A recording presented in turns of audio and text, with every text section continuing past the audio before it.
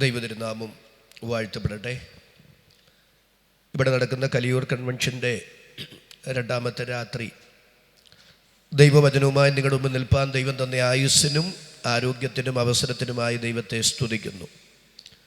ഈ രാത്രിയിലെ യോഗാധ്യക്ഷൻ പാസ്റ്റർ അനിൽ ജേക്കബ്, ഈ പ്രസ്ഥാനത്തിൻ്റെ general secretary pastor CK Nehemya, acting president pastor Gnanachan, general convener pastor Jose Prakash, മറ്റു വേദിയിലും സദസ്സിലും സന്നിഹിതരായിരിക്കുന്ന ബഹുമാന്യരും ആദരണീയരുമായ കർത്താവിൻ്റെ ദാസന്മാർ, ശബ്ദവാഹിനിയുടെ വിവിധ ഇടങ്ങളിൽ ഈ സന്ദേശം ശ്രദ്ധിക്കുന്ന മാന്യ ശ്രോതാക്കൾ, മാതാപിതാക്കൾ, സഹോദരീ സഹോദരന്മാർ, പ്രിയപ്പെട്ട കുഞ്ഞുങ്ങൾ, ആത്മപ്രചോദനങ്ങളായ അർത്ഥസമ്പുഷ്ടങ്ങളായ സംഗീത ശുശ്രൂഷയ്ക്ക് നേതൃത്വം കൊടുക്കുന്ന സഹോദരങ്ങൾ, ശബ്ദ സംവിധാനം ക്രമീകരിക്കുന്ന പ്രിയപ്പെട്ടവർ, ലൈവ് ടെലികാസ്റ്റ് ചെയ്യുന്നവർ, ലൈവ് ടെലികാസ്റ്റിലൂടെ സന്ദേശം ശ്രവിക്കുന്ന പ്രിയർ, എല്ലാവർക്കും കർത്താവും രക്ഷിതാവുമായ യേശുവിൻ്റെ വന്യപരിശുദ്ധ നാമത്തിൽ എൻ്റെ വിനീതമായ സ്നേഹവന്ദനം അറിയിക്കുന്നു.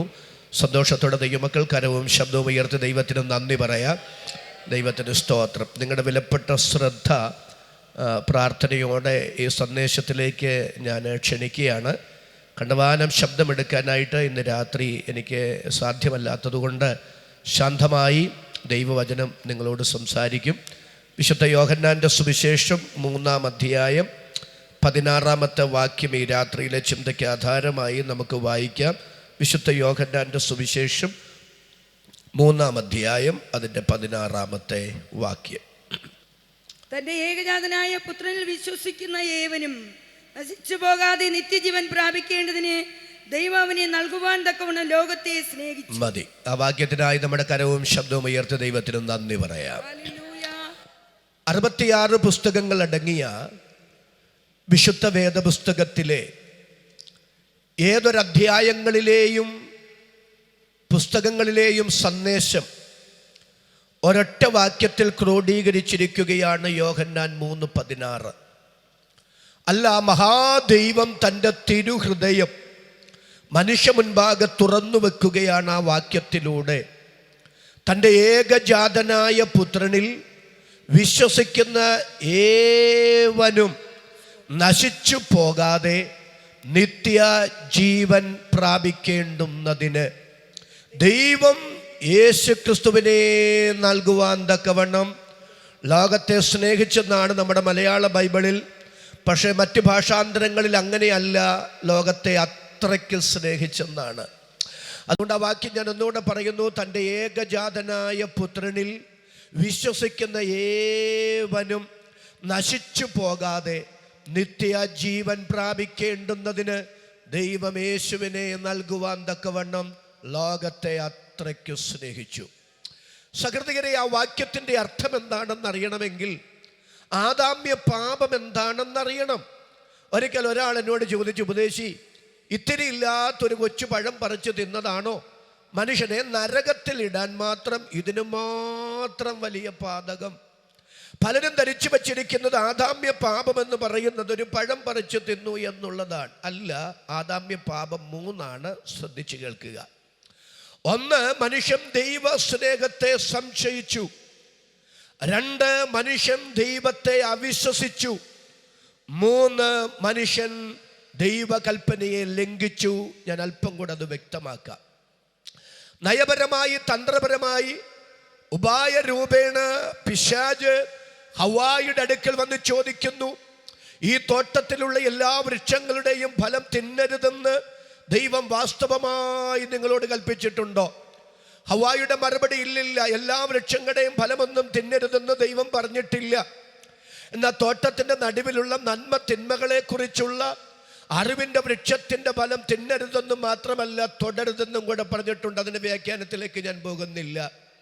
പിശാച് പറയുന്നത് എന്തുകൊണ്ടാണ് തിന്നരുതെന്ന് പറഞ്ഞെന്നറിയാമോ? തിന്നാൽ നിങ്ങൾ ദൈവത്തെ പോലാകും, നിങ്ങൾ ജീവിക്കും നിശ്ചയം. ഇപ്പൊ വിലക്കപ്പെട്ട കനിയിലേക്ക് മനുഷ്യൻ കൈ നീട്ടാനുള്ള ഒന്നാമത്തെ കാരണം, മനുഷ്യൻ ദൈവ സ്നേഹത്തെ സംശയിച്ചു.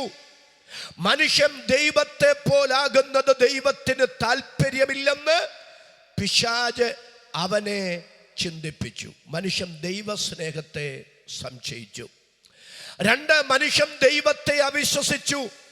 ദൈവം പറയുന്നു, വൃക്ഷഫലം നീ തിന്നരുത്, തിന്നുന്ന നാളിൽ നീ മരിക്കും.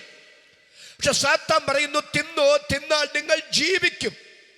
ഈ രാത്രി എൻ്റെ ചോദ്യം, ഹവ്വ വൃക്ഷഫലം പറിച്ചു തിന്നാൻ ഭർത്താവിന് കൊടുക്കാൻ കാരണം ജീവിക്കാനാണോ അതോ മരിക്കാനാണോ? നിശ്ചയമായും മരിക്കാനല്ല തിന്നത്, ജീവിക്കാനാണ് തിന്നത്. അപ്പൊ ദൈവം പറഞ്ഞത് വിശ്വസിച്ചിരുന്നെങ്കിൽ ആ വൃക്ഷഫലം തിന്നില്ലായിരുന്നു. പക്ഷെ മനുഷ്യൻ ദൈവത്തെ അവിശ്വസിച്ചു, സാത്താനെ വിശ്വസിച്ചു. അതാണ് ഏദനിലെ 2ാമത്തെ പാപം. 3, കൽപ്പനാ ലംഘനമാണ്. ദൈവം അരുത് എന്ന് പറഞ്ഞ കൽപ്പന മനുഷ്യൻ ലംഘിച്ചു. ദൈവസ്നേഹത്തെ സംശയിച്ച്, ദൈവത്തെ അവിശ്വസിച്ച്, ദൈവകൽപ്പനയെ ലംഘിച്ച് മനുഷ്യൻ എന്തു സംഭവിച്ചു? 1, അവനവന്റെ തേജസ്സും ബഹുമാനവും നഷ്ടപ്പെട്ടു. 8ാം സങ്കീർത്തനക്കാരൻ പറയുന്നു, ദൈവമേ, അങ്ങയുടെ കൈകളുടെ വിരലുകളുടെ പണിയായ ആകാശത്തെയും അങ്ങുണ്ടാക്കിയ ചന്ദ്രനെയും നക്ഷത്രങ്ങളെയും ഒക്കെ നോക്കുമ്പോ അങ്ങ് മനുഷ്യനെ ഓർക്കാൻ അവൻ എന്ത്? മനുഷ്യപുത്രനെ സന്ദർശിപ്പാൻ അവൻ എന്തും മാത്രം? അങ്ങവനെ ദൈവത്തെക്കാൾ അല്പം മാത്രം താഴ്ത്തി സൃഷ്ടിച്ചു. തേജസ്സും ബഹുമാനവും അവനെ അണിയിച്ചിരിക്കുന്നു. 1, പാപത്താൽ മനുഷ്യന് അവന്റെ തേജസ്സും ബഹുമാനവും നഷ്ടപ്പെട്ടു. 2, പാപത്താൽ മനുഷ്യന് പറുദീസ കൈമോശം വന്നു. 3, പാപത്താൽ മനുഷ്യന് ദൈവവുമായി ഉണ്ടായിരുന്ന സജീവമായ സ്നേഹ കൂട്ടായ്മ ബന്ധം നഷ്ടപ്പെട്ടു. തേജസ്സും ബഹുമാനവും നഷ്ടപ്പെട്ട, പറുദീസ നഷ്ടപ്പെട്ട, ദൈവവുമായുള്ള ബന്ധം വിച്ഛേദിക്കപ്പെട്ട മനുഷ്യ, നഷ്ടപ്പെട്ട പറുദീസ, നഷ്ടപ്പെട്ട തേജസ്സും ബഹുമാനവും, നഷ്ടപ്പെട്ട ദൈവവുമായുള്ള ബന്ധം, ഇതെല്ലാം നിനക്ക് തിരികെ കിട്ടണമെങ്കിൽ നീ പിറകോട്ട് വെച്ച 3 സ്റ്റെപ്പുകൾ ഇനി മുൻപോട്ടെടുത്തു വയ്ക്കണം. ദൈവ സ്നേഹത്തെ നീ സംശയിച്ച സ്ഥാനത്ത് നിന്നെ സ്നേഹിക്കുന്ന ഒരു ദൈവമുണ്ടെന്ന് തിരിച്ചറിയണം. നീ ദൈവത്തെ അവിശ്വസിച്ച സ്ഥാനത്ത് നീ ദൈവത്തെ വിശ്വസിക്കണം. നീ ദൈവ കൽപ്പനയെ ലംഘിച്ച ഇടത്ത് ദൈവം എന്തു പറഞ്ഞാലും ചോദ്യം ചെയ്യാതെ അനുസരിക്കാനുള്ള ഒരു വിനയ വിധേയത്വ മനോഭാവം നിനക്കുണ്ടാകണം. ആ സന്ദേശത്തിന്റെ ആകത്തുകയാണ് വിശുദ്ധ ബൈബിൾ എന്നിന്ന് രാത്രി ഞാൻ വിളിച്ചു പറയുമ്പോൾ എന്നോട് ചേർന്ന് ആമേൻ പറയാൻ മനസ്സുള്ള എത്ര ദൈവമക്കൾ ഇന്ന് രാത്രി ഈ പന്തലിൽ വന്നിരിപ്പുണ്ട്? അവരുടെ കരം ഞാൻ ഒന്നുകൂടെ കാണട്ടെ. കരവും ശബ്ദവും ഉയർത്തി ദൈവത്തിന് നന്ദി പറയാം. തൻ്റെ സ്നേഹത്തെ സംശയിച്ച മനുഷ്യനോട്, മനുഷ്യ, നീ എൻ്റെ സ്നേഹത്തെ സംശയിക്കണ്ട, ഞാൻ നിന്നെ സ്നേഹിക്കുന്നു എന്ന് ചരിത്രത്തിൽ ഒരിക്കൽ കൂടെ വെളിപ്പെടുത്താൻ എൻ്റെ ദൈവത്തിനു തിരുമനസ്സായി. ആ ദൈവ സ്നേഹത്തിൻ്റെ ഉജ്ജ്വല സന്ദേശമാണ് വിശുദ്ധ വേദപുസ്തകത്തിൻ്റെ പുതിയ നിയമം. അതുകൊണ്ട് ദൈവസ്നേഹത്തിൻ്റെ നാനാവശങ്ങൾ ശാന്തമായൊന്ന് അപഗ്രഥനം ചെയ്തിട്ട് എൻ്റെ വാക്കുകൾക്ക് പരിസമാപ്തി കുറിക്കാനാണ് ഞാൻ ആഗ്രഹിക്കുക. ദൈവസ്നേഹത്തിൻ്റെ 1ാമത്തെ പ്രത്യേകത അത് നിത്യ സ്നേഹമാണ്. വായിക്കാം, ഇരമ്യ പ്രവാചകന്റെ പുസ്തകം 31-ാം അധ്യായം അതിൻ്റെ 3-ാമത്തെ വാക്യം. ഇരമ്യ പ്രവാചകന്റെ പുസ്തകം 31-ാം അധ്യായം 3-ാമത്തെ വാക്യം. യഹോവ ദൂരത്ത് നിന്ന് എനിക്ക് പ്രത്യക്ഷമായി അരുളി ചെയ്തത്, നിത്യസ്നേഹം കൊണ്ട് ഞാൻ നിന്നെ സ്നേഹിച്ചിരിക്കുന്നു, അതുകൊണ്ട് ഞാൻ നിനക്ക് ദീർഘമാക്കിയിരിക്കുന്നു. ശ്രദ്ധിക്കുക, യഹോവ ദൂരത്തു നിന്ന് എനിക്ക് പ്രത്യക്ഷമായി എന്നോട് അരുളി ചെയ്തത്, നിത്യസ്നേഹം കൊണ്ട് ഞാൻ നിന്നെ സ്നേഹിച്ചിരിക്കുന്നു, അതുകൊണ്ട് എൻ്റെ ദയ ഞാൻ നിനക്ക് ദീർഘമാക്കിയിരിക്കുകയാണ്. ദൈവത്തിൻ്റെ സ്നേഹം അത് നിത്യസ്നേഹമാണ്. നിത്യസ്നേഹം എന്താണെന്ന് അറിയണമെങ്കിൽ നിത്യത എന്താണെന്ന് അറിയണം. എന്താ നിത്യത? ആരംഭമില്ലാത്തതും അവസാനമില്ലാത്തതുമാണ് നിത്യത. ആരംഭമില്ലാത്തതും അവസാനമില്ലാത്തതുമായ നിത്യതയെ പഠന സൗകര്യാർത്ഥം നമുക്ക് രണ്ടായി തരം തിരിച്ചു പഠിക്കാം. ഒന്നാമത്തെ നിത്യതയ്ക്ക് നമുക്ക് പൂർവകാല നിത്യത എന്ന് പേര് കൊടുക്കാം. രണ്ടാമത്തെ നിത്യതയ്ക്ക് നമുക്ക് വരുംകാല നിത്യത എന്ന് പേര് കൊടുക്കാം. എന്താ പൂർവകാല നിത്യത? പൂർവകാല നിത്യതയ്ക്ക് ഒരാരംഭമില്ല, എന്നാൽ അതിനൊരവസാനമുണ്ട്. എന്താണ് വരുംകാല നിത്യത? വരുംകാല നിത്യതയ്ക്ക് അവസാനമില്ല, എന്നാൽ അതിനൊരാരംഭമുണ്ട്.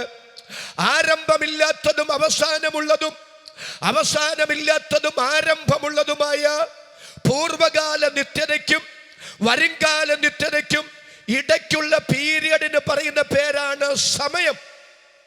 ആ സമയത്തിന്റെ ആരംഭമാണ് ഉൽപ്പത്തി 1:1. ആദിയിൽ ദൈവം ആകാശവും ഭൂമിയും സൃഷ്ടിച്ചു.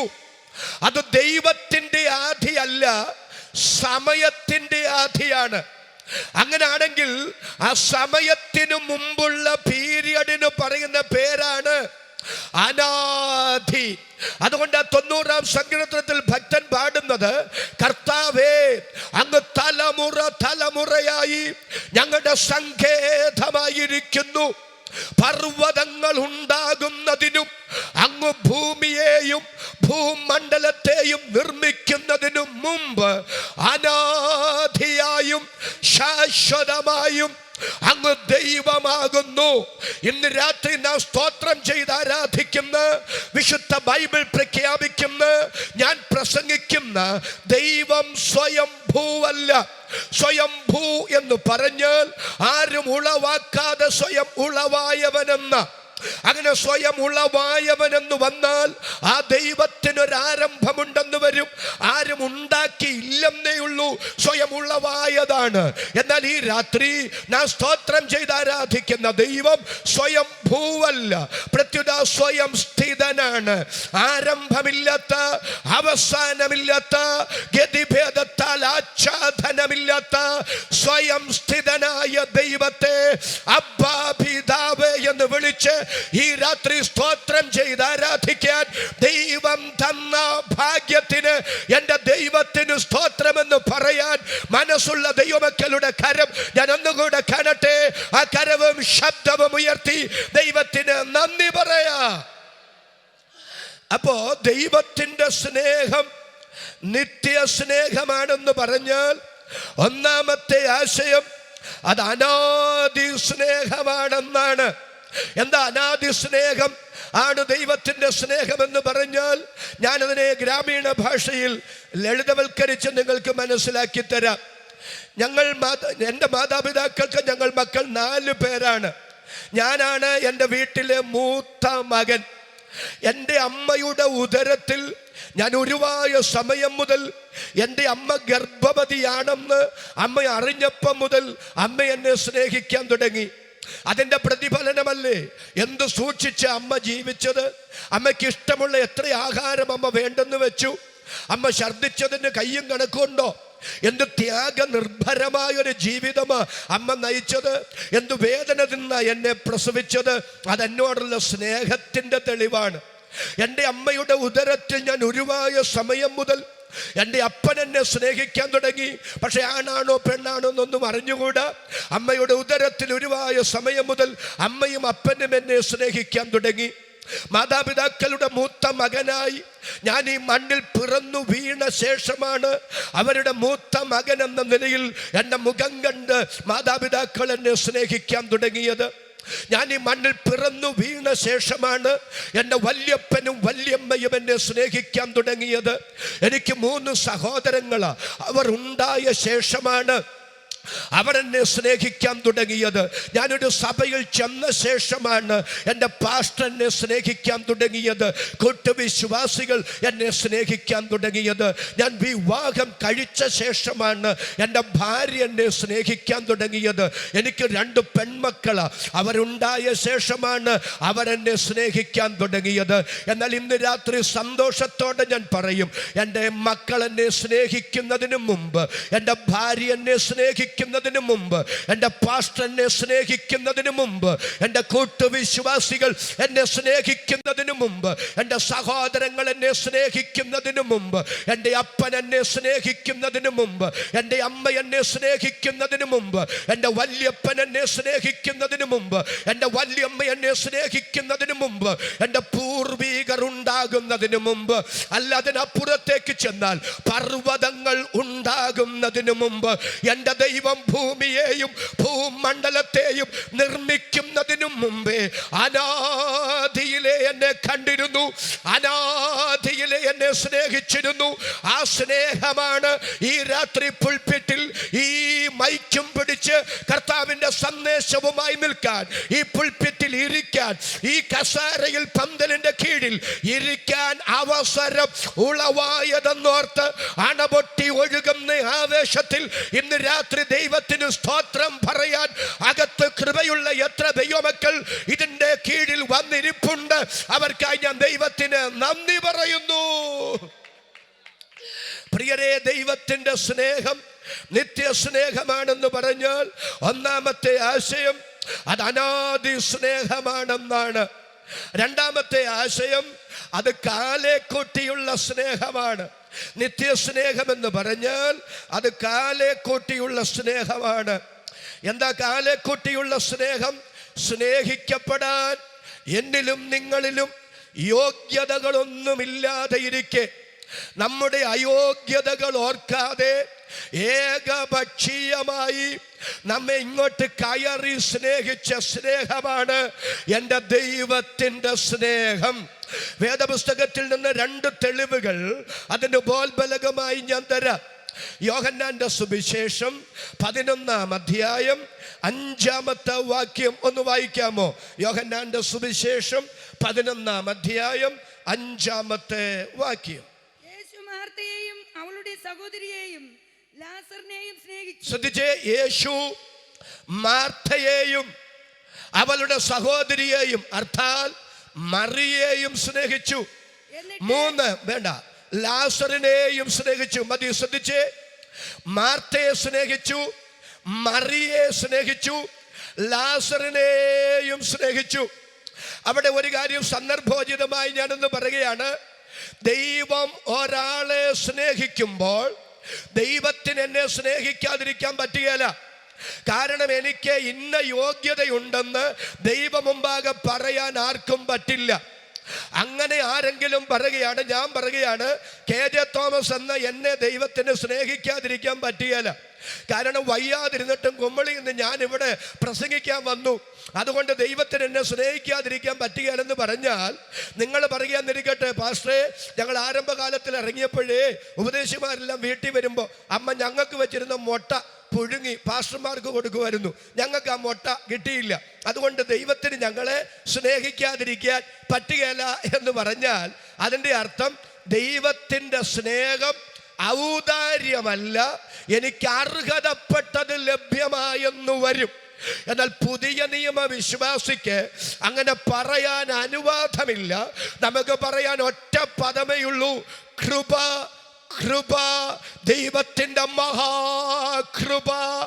അർഹതയില്ലാത്ത സ്ഥാനത്ത് എൻ്റെ യോഗ്യതകൾ ഓർക്കാതെ ദൈവം കാണിച്ച ഔദാര്യമാണ് എൻ്റെ ദൈവത്തിൻ്റെ സ്നേഹമെന്ന് ഇന്ന് രാത്രി ആദരം തുറന്ന് കരമുയർത്തി പിടിച്ചു പറയാൻ എത്ര പേർക്ക് മനസ്സുണ്ട്?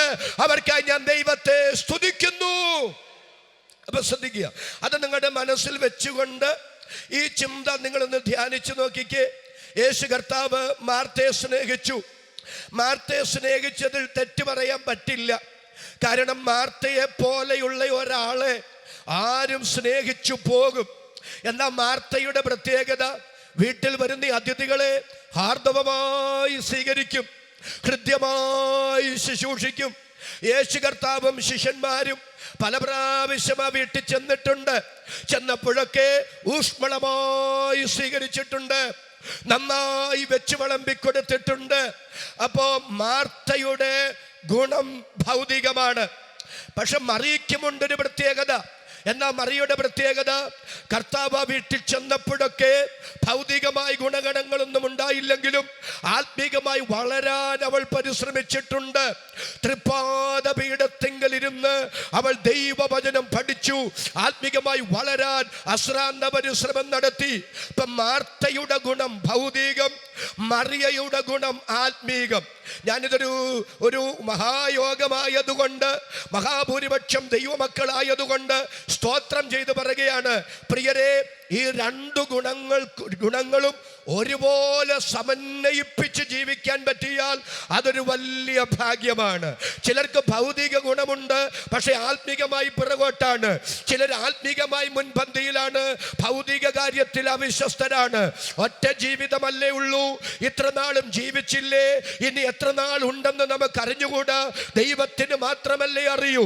അതുകൊണ്ട് സ്തോത്രം ചെയ്ത് പറയണം, ദൈവം എനിക്ക് തന്ന ഈ കൊച്ചു ജീവിതത്തിൽ ആത്മീക കാര്യങ്ങളിലും ഭൗതിക കാര്യങ്ങളിലും ഒരുപോലെ വിശ്വസ്തയായി എൻ്റെ കർത്താവ് ഞാനുമായി കാര്യം തീർക്കുന്ന നാളിൽ നല്ലവനും വിശ്വസ്തനുമായ ദാസിയെ എന്ന വിളി കേൾക്കാൻ എനിക്ക് കൃപ തരണമെന്ന് ആത്മാവിൽ സ്തോത്രം ചെയ്ത് പ്രാർത്ഥിക്കുന്ന എത്ര പേര് ഈ രാത്രി ഗ്രൗണ്ടിൽ വന്നിട്ടുണ്ട്. ദൈവത്തിന് സ്തോത്രം. ഇപ്പം മാർത്തയുടെ ഗുണം ഭൗതികമാണ്, മറിയയുടെ ഗുണം ആത്മീകമാണ്.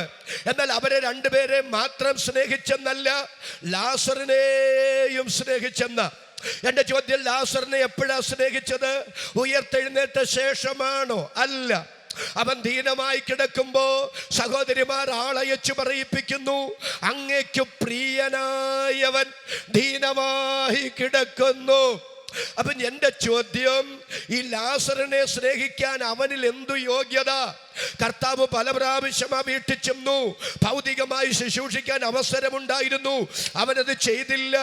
ആത്മീകമായി വളരാൻ ധാരാളം അവസരം അവൻ്റെ മുൻപിൽ ഉണ്ടായിരുന്നു, പക്ഷെ ഫലപ്രദമായി അവൻ വിനിയോഗിച്ചില്ല.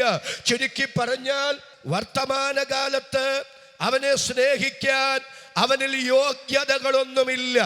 എന്നിട്ടും തിരുവെഴുത്ത് പറയുന്നു, യേശു ലാസറിനെയും സ്നേഹിച്ചു. അർത്ഥം എന്താണെന്നറിയാമോ? ഇന്ന് അവനെ സ്നേഹിക്കാൻ അവനിൽ യോഗ്യതകളൊന്നുമില്ലെങ്കിൽ പോലും നാളകളുടെ നീളകളിൽ അവൻ തൻ്റെ കൂടെ പന്തിക്കിരിക്കേണ്ടുന്നവനാണെന്നും ഒരു വലിയ കൂട്ടം യഹൂദ സമൂഹം അവനിലൂടെ തന്നിൽ വിശ്വസിപ്പാനുണ്ടെന്നും തൻ്റെ മഹത്വം അവനിലൂടെ വെളിപ്പെടാനുണ്ടെന്നും അറിയാവുന്ന കർത്താവ് അവൻ്റെ വർത്തമാനകാല അയോഗ്യതകൾ ഓർക്കാതെ അവനെ കാലെ കൂട്ടി സ്നേഹിച്ചു. ഇന്ന് രാത്രി എൻ്റെ മാന്യ സഹോദര, താങ്കളെ സ്നേഹിക്കാൻ യാതൊരു യോഗ്യതകളും ഇല്ലെന്ന് മാത്രമല്ല, അടുക്കുന്നവർക്ക് നിങ്ങളോട് വെറുപ്പ് തോന്നത്തക്ക നിലയിൽ സ്വഭാവ വൈകല്യങ്ങൾ മാത്രമേ ഉള്ളൂ എങ്കിലും നിങ്ങൾക്ക് തന്നെ നിങ്ങളോട് പുച്ഛം തോന്നത്തക്ക നിലയിൽ, അമർഷം തോന്നത്തക്ക നിലയിൽ എത്ര പരിതാപകരമായ സ്വഭാവ വൈകല്യത്തിന് ഉടമയാണെങ്കിലും ഇന്ന് രാത്രി ഞാൻ സ്തോത്രം ചെയ്തു പറയുന്നു, നിന്റെ അയോഗ്യതകൾ ഓർക്കാതെ നിന്നെ സ്നേഹിക്കുന്ന ഒരു ദൈവത്തെ ഇന്ന് രാത്രി ഈ കല്ലിയൂർ കൺവെൻഷനിൽ ഞങ്ങൾ പരിചയപ്പെടുത്തുകയാണ്. ആ മഹാദൈവത്തിന്റെ പേരാണ് നസ്രയനായ യേശു. എത്ര പേർക്ക് അധരം തുറന്ന് സന്തോഷത്തോടെ ദൈവത്തിന് സ്തോത്രം ചെയ്യാൻ കഴിയും? ആ കരം ഞാൻ ഒന്നുകൂടെ കാണട്ടെ. ആ കരവും ശബ്ദവും ഉയർത്തി ദൈവത്തിന് നന്ദി പറയാം. അതേ, ദൈവത്തിന്റെ സ്നേഹം കാലേ കൂട്ടിയുള്ള സ്നേഹമാണ്. രണ്ടാമത് ഒരു ഉദാഹരണം കൂടെ ഞാൻ പറയാം. യേശു കർത്താവ് ഗദരദേശത്തെത്തിയപ്പോൾ 6000 ഭൂതങ്ങൾ ബാധിച്ചൊരു മനുഷ്യൻ യേശു കർത്താവിനെ എതിരേറ്റു വന്നു. എന്നിട്ട് ആ ഭൂതങ്ങളെല്ലാം കൂടെ ആ മനുഷ്യനെ കൊണ്ട് കർത്താവിനോട് പറയുകയാണ്, സമയത്തിന് മുമ്പ് ഞങ്ങളെ ദണ്ഡിപ്പിക്കാൻ വന്നതാണോ? പാതാളത്തിലോട്ട് പോകാൻ ഞങ്ങളോട് പറയരുത്. ദേ കുറച്ച് പന്നികൾ അവിടെ മേയുന്നു, ആ പന്നികളിലേക്ക് പോകാൻ ഞങ്ങളോട് പറ. എനിക്ക് ആ ഭാഗം വായിച്ചപ്പോഴൊക്കെ ഒത്തിരി ചിരി വന്നിട്ടുണ്ട്. ഭൂതങ്ങൾ 6000 പക്ഷെ അഭിപ്രായം ഒന്നേ ഉള്ളൂ. 2000 എണ്ണം പറയാണ് ഞങ്ങളെ കാളകളിലേക്ക് വിടണം, 2000 എണ്ണം പറയാണ് ഞങ്ങളെ കഴുതകളിലേക്ക് വിടണം, 2000 എണ്ണം പറയാണ് ഞങ്ങളെ പന്നികളിലേക്ക് വിടണം. അങ്ങനെ അവർ തമ്മിൽ ഒരു കടിപിടിയുമില്ല. പക്ഷെ ഒരു കാര്യം ഇന്ന് രാത്രി തിരിച്ചറിയണം, വല്ല ദൈവപ്രവൃത്തിയും വെളിപ്പെടണമെങ്കിൽ ആത്മാവിൻ്റെ ഐക്യത സമാധാന ബന്ധത്തിൽ കാത്തു സൂക്ഷിക്കപ്പെടണം. യോഹന്നാന്റെ സുവിശേഷം 17-ാം അധ്യായത്തിൽ നിങ്ങൾ യേശുവിൻ്റെ മഹാപൗരോഹിത്യ പ്രാർത്ഥന പഠിക്കണം. അവിടെ കർത്താവ് ആവർത്തിച്ച് പറയുന്നൊരു പദമുണ്ട്, പിതാവേ നാം ഒന്നായിരിക്കുന്നത് പോലെ അവരും ഒന്നാകേണ്ടുന്നതിന്.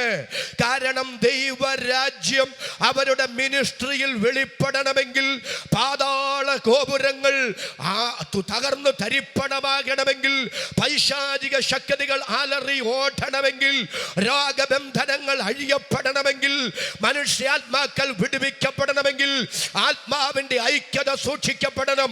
അത് ദുഷ്ടപിശാചിനറിയാം.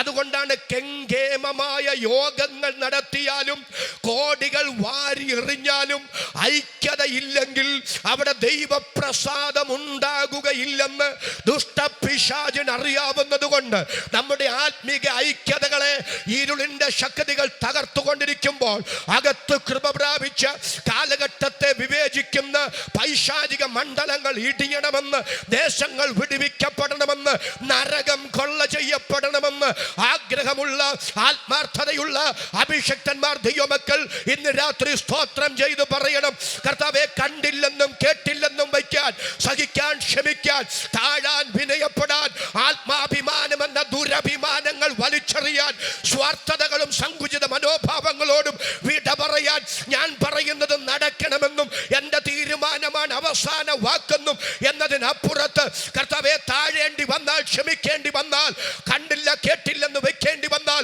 ചേർത്ത് പിടിക്കേണ്ടി വന്നാൽ അവിടെ ഐക്യത ഊട്ടി ഉറപ്പിക്കപ്പെടുമെങ്കിൽ ആത്മാവിന്റെ ഐക്യത സമാധാന ബന്ധത്തിൽ കാത്തു സൂക്ഷിക്കാനും, അങ്ങനെ സഭകൾ വളരപ്പെടാനും, മനുഷ്യാത്മാക്കൾ വിടുവിക്കപ്പെടാനും, യേശുവിന്റെ നാമം മഹിമപ്പെടാനും കൃപ ചെയ്യണമെന്ന് ആത്മാവിൽ സ്തോത്രം ചെയ്ത് പ്രാർത്ഥിക്കുന്ന എത്ര പേരുണ്ട്?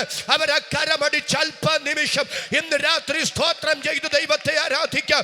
ആത്മാവിന്റെ ഐക്യതയെ തകർക്കുന്ന നരക ശക്തികൾ യേശുവിന്റെ നാമത്തിൽ ഇന്ന് രാത്രി അഴിഞ്ഞു മാറട്ടെ.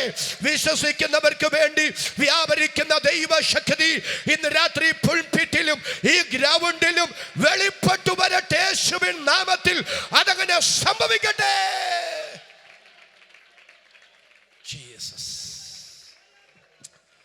കുടുംബങ്ങളിൽ മാതാപിതാക്കളും മക്കളും, മക്കളും മാതാപിതാക്കളും, ഭാര്യയും ഭർത്താവും സഹോദരങ്ങളും, കൂട്ടുവിശ്വാസികളും, ശുശ്രൂഷകരും വിശ്വാസിയും, ശുശ്രൂഷകർ തമ്മിലും, നേതൃത്വവും അണികളും ഒക്കെ തമ്മിലുള്ള ദൈവത്തിന് സ്തോത്രം അനൈക്യതയുടെ വ്യാപാരങ്ങൾ യേശുവിൻ്റെ അധികാരമുള്ള നാമത്തിൽ ഇന്ന് രാത്രി മാറിപ്പോകട്ടെ. വചനത്തിൻ്റെ ശക്തിയാൽ, സുവിശേഷത്തിൻ്റെ ശക്തിയാൽ, യേശു ക്രിസ്തുവിൻ്റെ അതുല്യ നാമത്താൽ ആ പൈശാചിക കെട്ടുകൾ ഇന്ന് രാത്രി പൊട്ടിമാറട്ടെ. വിശ്വസിക്കുന്നവർ അല്പനിമിഷം പരിശുദ്ധാത്മാവ് നിങ്ങൾക്ക് നിയോഗം തരുന്നെങ്കിൽ ആത്മാവിനൊന്ന് സ്തോത്രം ചെയ്ത് പ്രാർത്ഥിക്കുക. കർത്താവ് പറഞ്ഞത് 2 പേർ ഐക്യമത്യപ്പെട്ട് പ്രാർത്ഥിച്ചാൽ എന്നാണ്. ഐക്യതയിലാണ് ദൈവപ്രവൃത്തി വെളിപ്പെടുന്നത്. സുന്ദരമെന്ന ദൈവാലയ ഗോപുരത്തെങ്കിൽ മുടന്തൻ എഴുന്നേറ്റ് നിന്നത് പത്രോസും യോഹന്നാനും ഒരുമിച്ച് അവനെ നോക്കിയപ്പോഴാണ്, ഒരുമിച്ച് ശുശ്രൂഷിച്ചപ്പോഴാണ്. അപ്പോസ്തല പ്രവൃത്തിയിൽ വായിക്കുന്നു, അവർ ഒരുമിച്ച് കൂടി, ഒരുമിച്ച് പ്രാർത്ഥിച്ചപ്പോൾ അവർ കൂടിയിരുന്ന സ്ഥലം കുലുങ്ങി. അവരെ മാത്രമല്ല, അവർ ഒരുമിച്ച് സമ്മേളിച്ച ആ സ്ഥലത്തെ പോലും കുലുക്കത്തക്ക നിലയിൽ ദൈവപ്രവൃത്തി വെളിപ്പെട്ടത് അവരുടെ ഇടയിലെ ഐക്യതയാണെങ്കിൽ ഇന്ന് രാത്രി ഐക്യത എവിടെ ഊട്ടി ഉറപ്പിക്കപ്പെടുന്നു അവിടെ ആർക്കും നിഷേധിക്കാൻ കഴിയാത്ത പ്രത്യക്ഷമായ ദൈവപ്രവൃത്തികൾ വെളിപ്പെടുത്താൻ എൻ്റെ ദൈവത്തിന് പദ്ധതിയുണ്ടെന്ന് ഇന്ന് രാത്രി പോസ്റ്റില്ലാത്ത ദൈവം തൻ്റെ വചനത്തിലൂടെ ദൈവാലോചന കൈമാറുമ്പോൾ ആദരം തുറന്ന ദൈവത്തിന് സ്തോത്രം പറയാൻ മനസ്സുള്ള എത്ര ദൈവമക്കൾ ഇതിനകത്ത് വന്നിട്ടുണ്ട്? കരമടിച്ച് പരിശുദ്ധാത്മാവ് നിങ്ങൾക്ക് നിയോഗം തരുന്നെങ്കിൽ അല്പനിമിഷം ദൈവത്തിന് സ്തോത്രം ചെയ്യൂ. ദൈവത്തിന് സ്തോത്രം. വിഭാഗീയതയുടെ, വിഭജനത്തിന്റെ, അനൈക്യതയുടെ ദുഷ്ടപിശാച് ഇന്ന് രാത്രി യേശുവിൻ നാമത്തിൽ നമ്മുടെ കുടുംബങ്ങളിൽ നിന്ന് കുടിയിറങ്ങി മാറട്ടെ.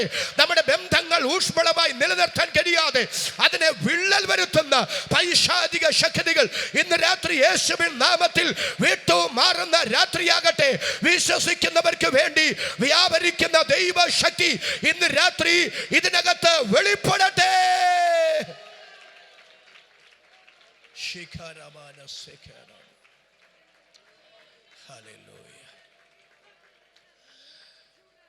വിശ്വാസത്താൽ ആമേൻ പറയാൻ എത്ര പേർക്ക് മനസ്സുണ്ട്? കർത്താവ് ഭൂതങ്ങളോട് പറഞ്ഞു, പന്നികളിലേക്ക് പൊക്കോളാൻ പറഞ്ഞു. 6000 ഭൂതങ്ങൾ ചെന്ന് കയറിയത് 2000 പന്നികളിലാണ്. അപ്പൊ ഏകദേശം ഒരു കണക്കനുസരിച്ച് ഒരു പന്നിയിൽ 3 ഭൂതങ്ങൾ വീതം കയറിയിട്ടുണ്ട്. ഭൂതങ്ങൾ 6000, പന്നികൾ 2000. അപ്പൊ ഒരു പന്നിയിൽ, ഓരോ പന്നികളിലും 3 ഭൂതങ്ങൾ വീതം കയറിയപ്പോ പന്നികൾ തീരുമാനിച്ചു, ഇനി ജീവിച്ചിട്ട് കാര്യമില്ല, ചത്തേക്കാം. ഈ 2000 പന്നികളും ഒരുപോലെ കടലിൽ ചാടി ചത്തു. നമ്മുടെ ഗ്രാമീണ ഭാഷയെ പറഞ്ഞ ആത്മഹത്യ ചെയ്തു. എൻ്റെ ചോദ്യം, പന്നികൾക്ക് ആത്മഹത്യ എന്താണെന്നറിയാമോ? അറിയില്ല. പന്നികൾക്കെന്നല്ല, ഒരു നാൽക്കാലികൾക്കും ഒരു ഇഴജാതികൾക്കും ഒരു പക്ഷിവർഗത്തിനും ആത്മഹത്യ എന്താണെന്ന് അറിഞ്ഞുകൂടാ. ആത്മഹത്യ എന്താണെന്ന് അറിയാൻ പോയിട്ട് ജീവിതം എന്താണെന്ന് അറിഞ്ഞുകൂടല്ലോ. ജനിച്ചു പോയത് കൊണ്ട് ജീവിക്കുന്നു, ചാകുമ്പം ചാകുന്നു എന്നുള്ളതല്ലാതെ അതിനപ്പുറത്ത് ജീവിതത്തെക്കുറിച്ച് അതുങ്ങൾക്ക് യാതൊരു ഗ്രാഹ്യവും ഇല്ല. നിങ്ങളുടെ വീട്ടിലെ നായക്കുട്ടിയോട് നിങ്ങൾ ദേഷ്യപ്പെട്ടു, അതിന് 2 അടി കൊടുത്തു കുസൃതി കാണിച്ചിട്ട്. എന്നെ അടിക്കാറായല്ലേ, എന്നോട് ഇത്ര കലിപ്പ് കാണിക്കാൻ ദേഷ്യപ്പെടാറായല്ലേ, എന്നാൽ ഇപ്പം ഞാൻ കാണിച്ചു തരാമെന്ന് പറഞ്ഞ് ഏതെങ്കിലും നായ്ക്കുട്ടി ബോധപൂർവം റോഡിലൂടെ പോകുന്ന ബസ്സിൻ്റെ ടയറിൻ്റെ ഇടയ്ക്ക് തലവെച്ച് ചാകുന്നത് നിങ്ങൾ കണ്ടിട്ടുണ്ടോ? ഇല്ല. ബോധപൂർവം അതിനങ്ങനെ ചെയ്യാൻ കഴിയില്ല. ഒരു മൃഗങ്ങൾക്കും പക്ഷിവർഗത്തിനും നാൽക്കാലികൾക്കും അത് കഴിയില്ല. എന്നാൽ ബോധപൂർവം ജീവിതം അവസാനിപ്പിക്കാൻ കഴിയുന്നത് മനുഷ്യന് മാത്രമാണ്. അപ്പൊ എൻ്റെ ചോദ്യം, പന്നികൾക്ക് ആത്മഹത്യ എന്താണെന്ന് അറിഞ്ഞുകൂടെങ്കിൽ, ആത്മഹത്യ ചെയ്യാൻ പറ്റില്ലെങ്കിൽ എന്തുകൊണ്ട് 1999 അല്ല 2000 എണ്ണവും കടലിൽ ചാടി ചത്തു? അതിന്റെ അർത്ഥം അത് യാദൃച്ഛികമല്ലെന്നാ. 2000 എണ്ണവും ഒരുപോലെ കടലിൽ ചാടി ചത്തു, ആത്മഹത്യ ചെയ്തു. ഇപ്പൊ പന്നികളുടെ സ്വഭാവം അല്ലെങ്കിൽ പിന്നെ എന്താ അതിന്റെ കാരണം? അതിൽ കയറിയ ദുർഭൂതത്തിന്റെ വ്യാപാരമാണ്. അപ്പൊ ഈ ഭൂതത്തിന്റെ പ്രത്യേകത എന്താ? ഇത് കയറുന്നതിനെ കൊല്ലിക്കുന്നതാണ്, ഇത് കയറുന്നതിനെ ആത്മഹത്യ ചെയ്യിപ്പിക്കുന്നതാണ്. ഭൂതങ്ങൾ കയറിയാൽ എന്തെല്ലാം ഭൂതങ്ങൾ ചെയ്യിപ്പിക്കുമെന്ന് വേദപുസ്തകത്തിലെ മനോഹരമായൊരു വിഷയമാണ്. പക്ഷെ ഇന്ന് രാത്രി ഞാൻ അതിലേക്ക് കടക്കുന്നില്ല.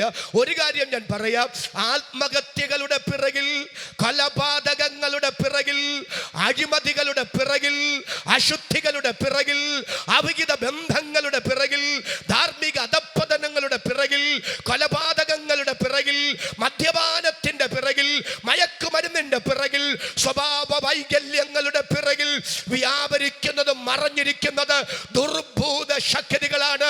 ആ ദുർഭൂത ശക്തികളുടെ കെട്ടുപൊട്ടിച്ച് മനുഷ്യനെ സ്വതന്ത്രനാക്കാൻ സുവിശേഷത്തിനല്ലാതെ, യേശു ക്രിസ്തുവിനല്ലാതെ, തന്റെ മരണം കൊണ്ടുണ്ടായ രക്ഷയ്ക്കല്ലാതെ വേറൊന്നിനും സാധിക്കത്തില്ലെന്ന് ആത്മാവിൽ തിരിച്ചറിഞ്ഞ് ദൈവത്തിന് സ്തോത്രം പറയാൻ മനസ്സുള്ള എത്ര പേരുണ്ട്? അവരുടെ കരം ഞാൻ ഒന്നുകൂടെ കാണട്ടെ. ആ കരവും ശബ്ദവും ഉയർത്തി ദൈവത്തിന് നന്ദി പറയാ. അപ്പൊ എന്റെ ചോദ്യം, ഓരോ പന്നിയിൽ 3 ഭൂതങ്ങൾ വീതം കയറിയപ്പോ പന്നികൾ ആത്മഹത്യ ചെയ്തെങ്കിൽ, പന്നികൾ ചത്തെങ്കിൽ, അല്ല ഈ ഭൂതങ്ങൾ ആ പന്നികളെ കൊന്നെങ്കിൽ, ഈ 6000 ദുർഭൂതങ്ങൾ വർഷങ്ങളായി ഇവനിൽ കുടിയിരിക്കുകയല്ലേ? എന്തിനാ ഇവനിൽ കുടിയിരിക്കുന്നത്? ഇവനെ ജീവിപ്പിക്കാനാണോ? അല്ല, കൊല്ലാനാ കുടിയിരിക്കുന്നത്. ഈ ദുർഭൂതത്തിന്റെ പ്രത്യേകത ഇത് ആത്മഹത്യ ചെയ്യിപ്പിക്കുന്ന പിശാചാണ്. എന്നാൽ എൻ്റെ ചോദ്യം, വർഷങ്ങൾ ഇവനെ ആത്മഹത്യ ചെയ്യിപ്പിക്കാൻ ഇവനിൽ ഈ ദുർഭൂതങ്ങൾ കുടിയിരുന്നിട്ടും എന്തേ ഇവനെ കൊല്ലാൻ പറ്റിയില്ല? പറ്റാഞ്ഞതിന്റെ കാരണം ഞാൻ പറയാം. ദക്കപ്പൊലി നാട്ടിൽ നാട്ടിൽ അവനെ ഒരു മിഷണറിയാക്കി മാറ്റാൻ എൻ്റെ തമ്പുരാന്റെ പദ്ധതി അവന്റെ തലയ്ക്ക് മുകളിൽ തൂങ്ങിക്കിടക്കെ 6000 അല്ല 60,000 കോടി ദുർഭൂത ശക്തികൾ അവനെതിരെ തട്ടിട്ട് തുള്ളിയാലും അവന്റെ ഒരു തലമുടി നാരിനെ തൊടാൻ എൻ്റെ ദൈവം അനുവദിക്കയില്ല. കൃപ ലഭിച്ച അഭിഷക്തന്മാർ, കൃപ ലഭിച്ച ദൈവമക്കൾ ആത്മാവിൽ സടകുടഞ്ഞ് എഴുന്നേറ്റ് വിളിച്ചു പറ, മുൻ നിയമിക്കപ്പെട്ട നാളിൽ ഒന്നുമില്ലാതിരുന്നപ്പോ സകലതും തന്റെ പുസ്തകത്തിൽ എഴുതിയ ദൈവം തന്റെ നിർണയത്തിന്റെ നിവർത്തിക്കായി ഈ മണ്ണിൽ എനിക്കൊരു ജീവിതം തന്നെങ്കിൽ എൻ്റെ കൊച്ചു ജീവിതം കൊണ്ട് എൻ്റെ ദൈവത്തിന് നിവർത്തിക്കാനുള്ള പദ്ധതികൾ മണ്ണിൽ നിർണയിച്ച് നിവർത്തിച്ച് തീരുന്നിടം വരെ ദുഷ്ടപിശാചേ, നീ എത്രത്തോളം പദ്ധതികൾ തയ്യാറാക്കിയാലും നിന്റെ ഓരോ പദ്ധതി കൊണ്ടും എൻ്റെ ദൈവത്തിന്റെ പദ്ധതിയെ തടയാൻ നിന്നെ കൊണ്ട് കഴിയത്തില്ലെന്ന് ആദരം തുറന്ന ആവേശത്തോടെ പറയാൻ അകത്ത് ദൈവകൃപ വ്യാപരിക്കുന്ന എത്ര ദൈവമക്കൾ ഇതിനകത്ത് വന്നിട്ടുണ്ട്. യേശുവിന്റെ നാമത്തിൽ ദൈവ പദ്ധതികൾ നിവർത്തിക്കപ്പെടുന്നതിന് മുമ്പ് നിന്നെ തകർത്ത് കളയാൻ ഉന്നമിക്കുന്ന ചില പൈശാചിക മണ്ഡലങ്ങളെ ഈ രാത്രി ദൈവാത്മാവ് അഴിച്ചു മാറ്റുന്നത് ദൈവിക നിയോഗത്താൽ എനിക്ക് തിരിച്ചറിയാൻ കഴിയുന്നു. അത് വിശ്വസിക്കുന്നവർ അധരം പൊട്ടിയിരിക്കാതെ അധരം തുറന്ന് കരമടിച്ച് ദൈവത്തിന് സ്തോത്രം ചെയ്യുക. ദൈവ പദ്ധതി ഈ രാത്രി നിറവേറപ്പെടട്ടെ. ദൈവ പദ്ധതി നിറവേറുന്നിടം വരെ ഒരു ഇരുളിന്റെ ശക്തിയും നമ്മെ തൊടാൻ ദൈവം അനുവദിക്കയില്ല.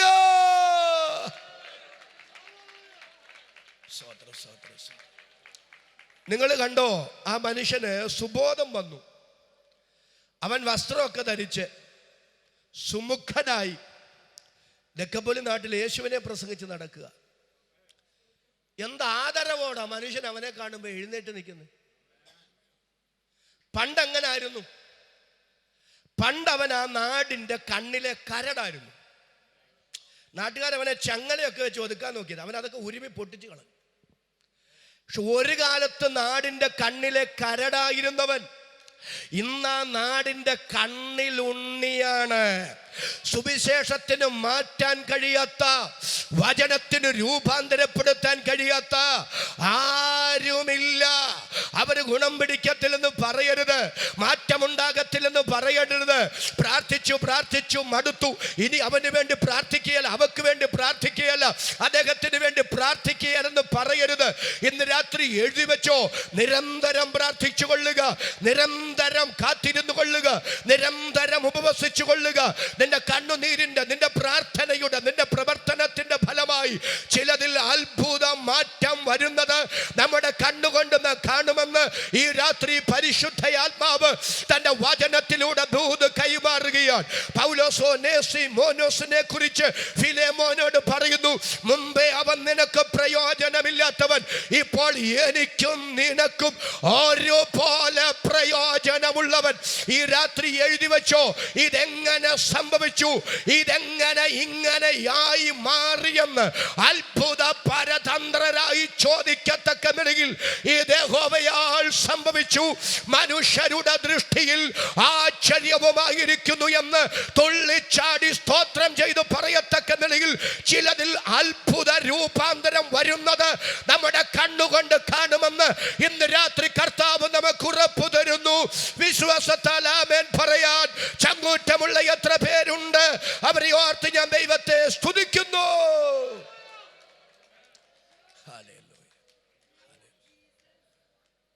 നമുക്ക് അവനോട് ചോദിക്കാം, നീ എങ്ങനെ ഇങ്ങനായ? എന്തൊരു സ്വീകാര്യതയാ, ഈ മാന്യതയൊക്കെ എങ്ങനെ കിട്ടിയതാ? അവൻ പറയും, വസ്ത്രം പോലും ധരിക്കാതെ ഒരു മുഴു ഭ്രാന്തന 6000 ഭൂതങ്ങൾ കൊല്ലാൻ കൊണ്ട് നടന്നു. നാട്ടുകാർക്കും വീട്ടുകാർക്കും വേണ്ടാതെ. അല്ല, ഞാൻ തന്നെ ചോദിച്ചോട്ടെ, എന്തിനിങ്ങനെ ഒരു ജീവിതം? എനിക്ക് പോലും വേണ്ടാതിരുന്ന ജീവിതമാണ്. പക്ഷെ 6000 ഭൂതങ്ങൾ എന്നെ കൊല്ലാൻ കൊണ്ട് നടന്നപ്പോഴും, ആർക്കും വേണ്ടാത്തവനായി അലഞ്ഞു തിരിഞ്ഞ ശവക്കല്ലറകളിൽ രാപാർത്തുകൊണ്ടിരുന്നപ്പോഴും ഞാൻ പോലും അറിയാതെ തൻ്റെ സ്നേഹ വലയത്തിനകത്ത് എന്നെ പൊതിഞ്ഞു കൊണ്ടു നടന്ന ഒരു ദൈവമുണ്ട്. ദൈവത്തിൻ്റെ സ്നേഹമുണ്ട്. ആ ദൈവത്തിൻ്റെ സ്നേഹമാണ്, ആ ദൈവത്തിൻ്റെ കരുണയാണ് ഇന്ന് കാണുന്ന മാന്യതയിലേക്കും സ്വീകാര്യതയിലേക്കും, ഇന്ന് കാണുന്ന മിനിസ്ട്രിയിലേക്കും എന്നെ എടുത്തെത്തിച്ചത്. എത്ര പേർക്ക് നന്ദിയോടെ ശക്തിയോടെ ഈ രാത്രി അതിന് ദൈവത്തിന് സ്തോത്രം ചെയ്യാൻ കഴിയും. പ്രിയരേ, അത് ഭൂതഗ്രസ്തനായിരുന്നവന്റെയും ലാസറിന്റെയും അനുഭവം മാത്രമല്ല, നമ്മുടെയൊക്കെ അനുഭവം അങ്ങനെ ആയിരുന്നു. രക്ഷിക്കപ്പെടുന്നതിന് മുമ്പുള്ള കാലം ഒന്ന് ചിന്തിച്ചു നോക്കി. എത്ര വഴക്കിലും വയ്യാവേലിയിലും ചെന്ന് ചാടിയതാ അല്ലേ? എത്ര രാഷ്ട്രീയ അടിപിടികൾ, കത്തിമുനയെന്നൊക്കെ കഷ്ടിച്ച രക്ഷോട്ട് വന്ന്. അതിലൊക്കെ പോലീസ് പിടിച്ചിരുന്നെങ്കിൽ ഇന്നിപ്പോൾ കല്ലൂർ കൺവെൻഷൻ ഗ്രൗണ്ടിൽ കാണുകയല്ലായിരുന്നു. തൊട്ടടുത്ത് സ്ഥലമൊന്നും ഞാൻ പറയുന്നില്ല, വല്ല ചപ്പാത്തിയൊക്കെ കഴിച്ച് കിടക്കാൻ. ഞാൻ ചോദിക്കുന്നു, വിശ്വാസത്തിൽ വരുന്നതിന് മുമ്പൊക്കെ ആത്മഹത്യയെക്കുറിച്ച് ചിന്തിച്ചിട്ടില്ലേ? ആത്മഹത്യയിലേക്ക് നീങ്ങാനിരിക്കുമ്പോൾ അത്ഭുതകരമായി രക്ഷപ്പെട്ടിട്ടില്ലേ? എൻ്റെ ചോദ്യം, അന്നൊക്കെ നമ്മൾ പറഞ്ഞു ഭാഗ്യം കൊണ്ട് രക്ഷപ്പെട്ടതാ, സമയം നല്ലതായിരുന്നത് കൊണ്ട് രക്ഷപ്പെട്ടതാ. പക്ഷെ രക്ഷിക്കപ്പെട്ട ശേഷം പിറകോട്ടിറങ്ങി തിരിഞ്ഞ് ചിന്തിക്കുമ്പോഴാണ് മനസ്സിലാകുന്നത് ഭാഗ്യം കൊണ്ട് രക്ഷപ്പെട്ടതല്ല, സമയം നല്ലതായിരുന്നത് കൊണ്ട് രക്ഷപ്പെട്ടതുമല്ല. അന്ന് എനിക്ക് എൻ്റെ ദൈവത്തെ അറിയില്ലായിരുന്നു. ദൂരസ്ഥനായി, ശത്രുവായി, ബലഹീനനായി, എൻ്റെ ദൈവവുമായി ഒരു ബന്ധവുമില്ലാതെ ഞാൻ എനിക്ക് തോന്നിയതുപോലെ ജീവിച്ചു കൊണ്ടിരുന്നപ്പോൾ അന്നേ എൻ്റെ ദൈവം എന്നെ കണ്ടിരുന്നു. അന്നേ എൻ്റെ ദൈവം എന്നെ സ്നേഹിച്ചു. ആ ദൈവത്തിന്റെ സ്നേഹമാണ്, ദൈവത്തിന്റെ കരുതലാണ്, ദൈവത്തിന്റെ സംരക്ഷണമാണ് ഇന്ന് രാത്രി ഇതിനകത്തിരിക്കാൻ, ഇവിടെ നിൽക്കാൻ എനിക്ക് കൃപ തന്നതെന്നോർത്ത് പറഞ്ഞു തീരാത്ത ദാന നിമിത്തം ദൈവമേ അങ്ങേക്ക് സ്തോത്രമെന്ന് പറയാൻ കൃപയുള്ള എത്ര ദൈവമക്കൾ ഈ ഗ്രൗണ്ടിനകത്ത് വന്നിട്ടുണ്ട്. ഈ രാത്രി നന്ദിയോടെ ഞാൻ ദൈവത്തിന് സ്തോത്രം ചെയ്യുന്നു. അപ്പൊ ദൈവത്തിന്റെ സ്നേഹം അനാദി സ്നേഹമാണ്. ദൈവത്തിന്റെ സ്നേഹം കാലേ കൂട്ടിയുള്ള സ്നേഹമാണ്. 2, ദൈവത്തിൻ്റെ സ്നേഹം വെളിപ്പെടുത്തപ്പെട്ട സ്നേഹമാണ്. നിങ്ങൾ വേറൊന്നിനും സ്തോത്രം പറഞ്ഞില്ലേലും ഈ കാലത്ത് ജീവിക്കാൻ പറ്റിയതിന് തന്നെ സ്തോത്രം പറയണം അല്ലേ? എന്തോ നല്ല പാൻറ്റാ നമ്മൾ ഇട്ടേക്കുന്നത്. എനിക്ക് തോന്നുന്നു എൻ്റെ പാൻറ്റ് മാത്രമേ ഒളിച്ചിട്ട് മോശം ഭാഗ്യമില്ല. അല്ല, എൻ്റെ മോശമാണെന്നല്ലേ, നല്ലതാ, നിങ്ങളുടെ നല്ലതാണെന്നാണ് ഞാൻ ഈ പറഞ്ഞതിൻ്റെ ആശയം. എന്തോ നല്ല ഷർട്ടാണ് നമ്മൾ ഇട്ടേക്കുന്നത്. ഇപ്പോൾ വന്ന് വന്ന് വന്ന് വന്ന് നമ്മുടെ ഒരു യോഗത്തിന് ആൾ കുറവാണെങ്കിലും പാർക്കിംഗ് ഇല്ല. വാഹനം കാണുമ്പോൾ നമ്മൾ ഓർക്കുന്നു ഭയങ്കര ആളാണ്, പക്ഷെ വാഹനത്തിനൊത്ത ആൾ ഗ്രൗണ്ടിലില്ല. ദൈവം നമ്മളെ അത്ര അനുഗ്രഹിച്ചെന്ന് ഞാൻ ഈ പറയുന്നത്, മോശമൊന്നല്ല. എന്ത് നല്ല വാഹനത്തിലാണ് നമ്മൾ യാത്ര ചെയ്ത് വന്നത്. എന്തോ നല്ല വീടാണ് നമ്മുടെ വീടുകൾ. എന്തോ നല്ല ഫുഡാണ് നമ്മൾ കഴിച്ചത്. ഇനി വൈകിട്ട് എന്തോ നല്ല സ്വാദിഷ്ടമായ ഫുഡാണ് ഉണ്ടാക്കി വെച്ചിരിക്കുന്നത്. അല്ല, കൈ പൈസ ഉണ്ടെങ്കിൽ ട്രിവാൻഡ്രത്ത് ചെന്നാൽ എന്നാ കിട്ടാത്തത്? നിങ്ങളിപ്പോൾ അറേബ്യൻ ഫുഡ് കഴിക്കാനായിട്ട് ഗൾഫിൽ പോകണമെന്നൊന്നുമില്ലെന്നേ, കൈ പൈസ ഉണ്ട്, തിരുവനന്തപുരത്ത് കിട്ടും അല്ലേ? ഇത്രയും നല്ല വസ്ത്രം ധരിക്കാൻ പറ്റിയത്, ഇത്രയും നല്ല വീട്ടിൽ പാർക്കാൻ പറ്റിയത്, ഇത്രയും നല്ല വാഹനത്തിൽ യാത്ര ചെയ്യാൻ പറ്റിയത്, ഇത്രയും നല്ല ഫുഡ് കഴിക്കാൻ പറ്റിയത് ഈ കാലത്ത് ജീവിക്കാൻ പറ്റിയത് കൊണ്ടാണ്. ഒരു 100-200 കൊല്ലം മുമ്പെങ്ങാനും ജീവിച്ചിരുന്നെങ്കിൽ നിങ്ങൾ ചിന്തിച്ചിട്ടുണ്ടോ അതൊക്കെ? ഇത്രയും നല്ല വസ്ത്രം ധരിക്കാൻ പറ്റുമോ? ഒന്ന് സ്വോത്രം പറ. ഇത്രയും നല്ല ഫുഡ് കഴിക്കാൻ പറ്റുമോ? ഇത്രയും നല്ല വീട്ടിൽ പാർക്കാൻ പറ്റുമോ? ഇത്രയും നല്ല വാഹനത്തിൽ യാത്ര ചെയ്യാൻ പറ്റുമോ? എനിക്കിപ്പോഴും മനസ്സിലാക്കാത്തൊരു കാര്യം, ഫ്ലൈറ്റുകളൊക്കെ എന്നാ ചാർജാണെന്നറിയോ? പക്ഷെ ആണെങ്കിലും ഒറ്റ ഫ്ലൈറ്റും കാലിയില്ല. എന്താ അതിൻ്റെ കാരണം? മക്കളൊക്കെ UK, അയർലൻഡില, അമേരിക്ക, ന്യൂസിലാൻഡിൽ, ഒമാനിൽ, ഖത്തറിൽ, UAE. അതുകൊണ്ട് 3 മാസം മക്കളുടെ കൂടെ പോയി നിൽക്കുന്നു, തിരിച്ചു വരുന്നു, 2 മാസം കഴിയുമ്പം വീണ്ടും പോകുന്നു.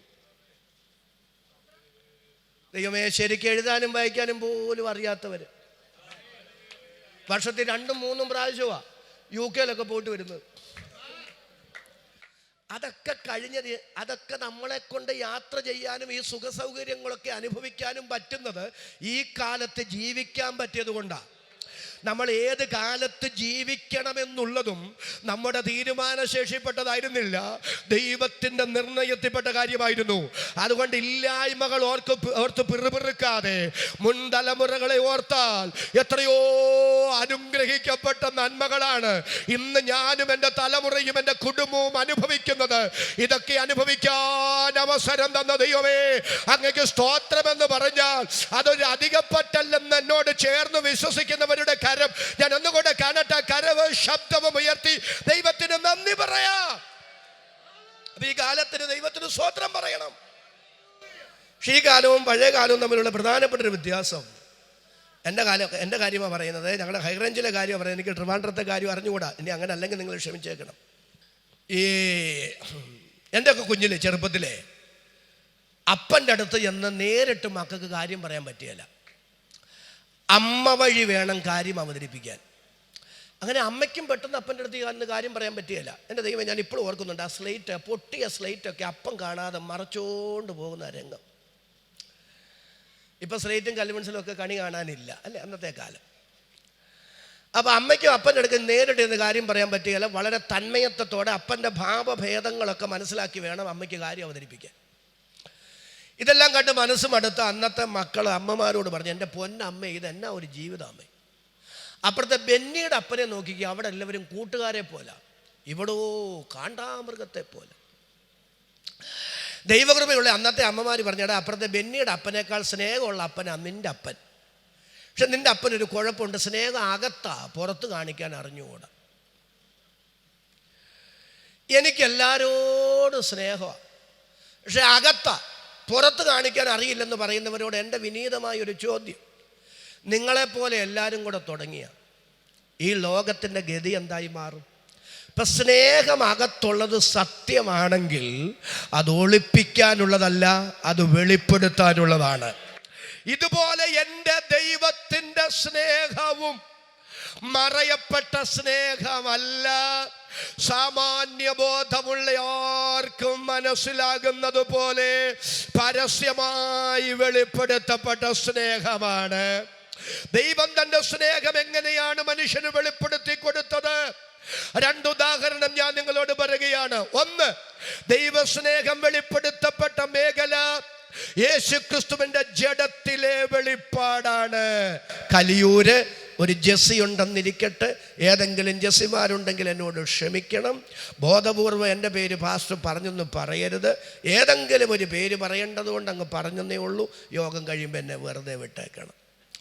ജെസ്സി ഇവിടെ ട്രിവാൻഡ്രം ഹോസ്പിറ്റലിൽ ഡെലിവറി കഴിഞ്ഞ് കിടക്കുകയാണ്. ഇവിടുന്ന് ഒരു ഓമന ജെസ്സിയെയും കുഞ്ഞിനെയും കണ്ടിട്ട് മടങ്ങി വരുന്നു. മടങ്ങി വന്ന ജംഗ്ഷനിൽ ബസ് ഇറങ്ങിയപ്പോഴാണ് ഒരു ഫേവ ഈ ജെസ്സിയെയും കുഞ്ഞിനെയും കണ്ടിട്ട് തിരിച്ച് നമ്മുടെ ഇവിടെ വന്ന് ജംഗ്ഷനിൽ വന്ന് വാഹനം ഇറങ്ങിയപ്പോഴാണ് ഒരു ഓമന നമ്മുടെ ഫേവയെ കണ്ടത്. ഫേവയോട് ഓമന ചോദിച്ചു, ഫേവ എവിടെ പോയതാ? ഫേവയുടെ മറുപടി, അമ്മാമ്മേ, ഇന്നിടത്തെ ജെസ്സി പ്രസവിച്ച അമ്മയും കുഞ്ഞിനെയും കണ്ടിട്ട് വരിക. ഉടനെ ഓമനയുടെ ചോദ്യം, പ്രസവിച്ചു. അടുത്ത ചോദ്യം, കൊച്ചാണാണോ പെണ്ണാണോ? ആണാണെങ്കിൽ ആണാണ്, പെണ്ണാണെങ്കിൽ പെണ്ണാണ്. അതറിയുമ്പോൾ സംസാരം നിർത്തേണ്ടതാണ്.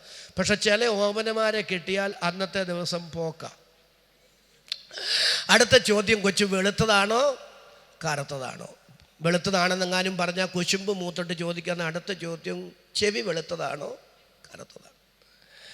ഇനി എമ്പടി മുടിയുണ്ടോ, മുടിയില്ലേ? അവരുടെ അപ്പം വീട്ടുകാരായിട്ട് അവർക്ക് അല്പം മൂക്ക് നീണ്ടോരാണ്. കൊച്ചിൻ്റെ മൂക്ക് നീണ്ടതാണോ പരന്നതാണോ? എന്തെല്ലാം കാര്യങ്ങൾ കിള്ളിക്കിഴിഞ്ഞ് ചോദിച്ചാൽ ചിലർക്കൊരു ആശ്വാസം വരുന്നത്. ചില മനുഷ്യരൊക്കെ ഈ 2 മണി 3 മണിക്കൊക്കെ വെട്ടി വയർത്ത് എഴുന്നേക്കുന്നത് കണ്ടിട്ടില്ലേ? വെള്ളം കുടിക്കുന്നതൊക്കെ കണ്ടിട്ടില്ലേ? അത് ഷുഗർ താന്നിട്ടല്ല, പ്രഷർ കൂടിയിട്ടുമല്ല. പിന്നെ അപ്പോഴവർ ഓർത്തത് അവളോട് അതും കൂടെ ചോദിക്കാൻ പറ്റിയില്ലല്ലോ എന്ന്. ആ ഒരു സങ്കടത്തിൽ എഴുന്നേറ്റ് വെട്ടി വേർക്കുന്നതാ. അപ്പം ഞാനീ പറയുന്നത്, എന്തെല്ലാം കാര്യങ്ങൾ മനുഷ്യൻ അന്വേഷിക്കുമെന്നറിയാവും. എന്തെല്ലാം കാര്യങ്ങൾ അന്വേഷിച്ചാലും വെളുത്തതാണോ കറുത്തതാണോ ആണാണോ പെണ്ണാണോ എല്ലാം ചോദിക്കും. പക്ഷേ ആ കുഞ്ഞിനെ എന്നാ തുണി കൊണ്ടാണ് പൊതിഞ്ഞു പിടിച്ചിരിക്കുന്നതെന്ന് ആരെങ്കിലും ചോദിച്ചിട്ടുണ്ടോ? ചോദിച്ചതായി കേട്ടിട്ടുണ്ടോ? നിങ്ങളില്ല. ഒരു കുഞ്ഞുണ്ടായാൽ ആ കുഞ്ഞിനെ ഏതെങ്കിലും ഒരു തുണി കൊണ്ട് പൊതിഞ്ഞു പിടിക്കും. അത് എടുത്ത് ചോദിക്കത്തക്ക സവിശേഷതയുള്ള പ്രാധാന്യതയുള്ള കാര്യമൊന്നും അല്ല. അത് നിസ്സാര കാര്യമാണ്. ഒരു കുഞ്ഞുണ്ടായാൽ കുഞ്ഞിനെ തുണി കൊണ്ട് പൊതിഞ്ഞു പിടിക്കും. പക്ഷേ ഒരു നവജാത ശിശുവിൻ്റെ കാര്യത്തിൽ മാത്രം ആധികാരിക ചരിത്ര രേഖയുണ്ട്. അദ്ദേഹത്തെ എങ്ങനെ കിടത്തിയതെന്ന് ലൂക്കോസിന്റെ സുവിശേഷം 2-ാം അധ്യായം 7-ാമത്തെ വാക്യവും 12-ാമത്തെ വാക്യവും. വിശുദ്ധ ലൂക്കോസിന്റെ സുവിശേഷം 2-ാം അധ്യായം 7-ാമത്തെ വാക്യവും 12-ാമത്തെ വാക്യവും. അവൾ ആദ്യജാതനായ മകനെ പ്രസവിച്ചു. ശീലകൾ ചുറ്റി വഴിയമ്പലത്തിൽ അവർക്ക് സ്ഥലമില്ലായകയാൽ പശുത്തൊട്ടിയിൽ കിടത്തി. 12-ാമത്തെ വാക്യം. നിങ്ങൾക്ക് അടയാളമോ? ശീലകൾ ചുറ്റി പശുത്തൊട്ടിയിൽ കിടക്കും. വളരെ ശ്രദ്ധിച്ചു കേൾക്കുക. അവൾ ഏകജാതനായ മകനെ പ്രസവിച്ചെന്നല്ല, ആദ്യജാതനായ മകനെ പ്രസവിച്ചു. വഴിയമ്പലത്തിൽ സ്ഥലമില്ലായകയാൽ ശീലകൾ ചുറ്റി പശുത്തൊട്ടിയിൽ കിടത്തി. 12-ാമത്തെ വാക്യം. നിങ്ങൾക്കടയാളമോ? ശീലകൾ ചുറ്റി പശുത്തൊട്ടിയിൽ കിടത്തപ്പെട്ടിരിക്കുന്ന ഒരു ശിശുവിനെ കാണും. സഹോദരങ്ങളെ, ഒരു കുഞ്ഞുണ്ടായാൽ ആ കുഞ്ഞിനെ ഒരു തുണി കൊണ്ട് പൊതിഞ്ഞു പിടിക്കില്ലേ? പിടിക്കും. അങ്ങനെയാണെങ്കിൽ യേശു ക്രിസ്തുവിന്റെ ജനനത്തിൽ എന്തുകൊണ്ട് പരിശുദ്ധാത്മാവ് 2 പ്രാവശ്യം എടുത്തുദ്ധരിക്കുന്നു? ശീലകൾ ചുറ്റി. നിങ്ങൾക്ക് അടയാളമോ ശീലകൾ ചുറ്റിയെന്ന്?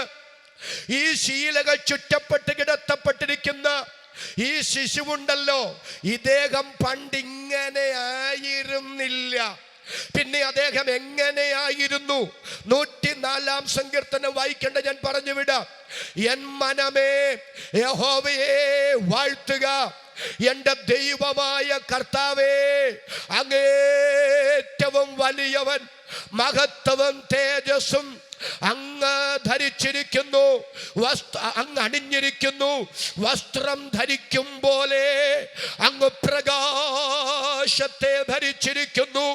മഹത്വം അണിഞ്ഞ, തേജസ് അണിഞ്ഞ, വസ്ത്രം ധരിക്കും പോലെ പ്രകാശത്തെ ധരിച്ച എൻ്റെ പൊന്നു കർത്താവ് ആ മഹത്വവും തേജസ്സും പ്രകാശവും വേണ്ടെന്ന് വെച്ചിട്ട് ഒരു കാലിത്തൊഴുത്തിൽ ശീലകൾക്കകത്ത് പൊതിയപ്പെട്ട് കിടത്തപ്പെട്ടു.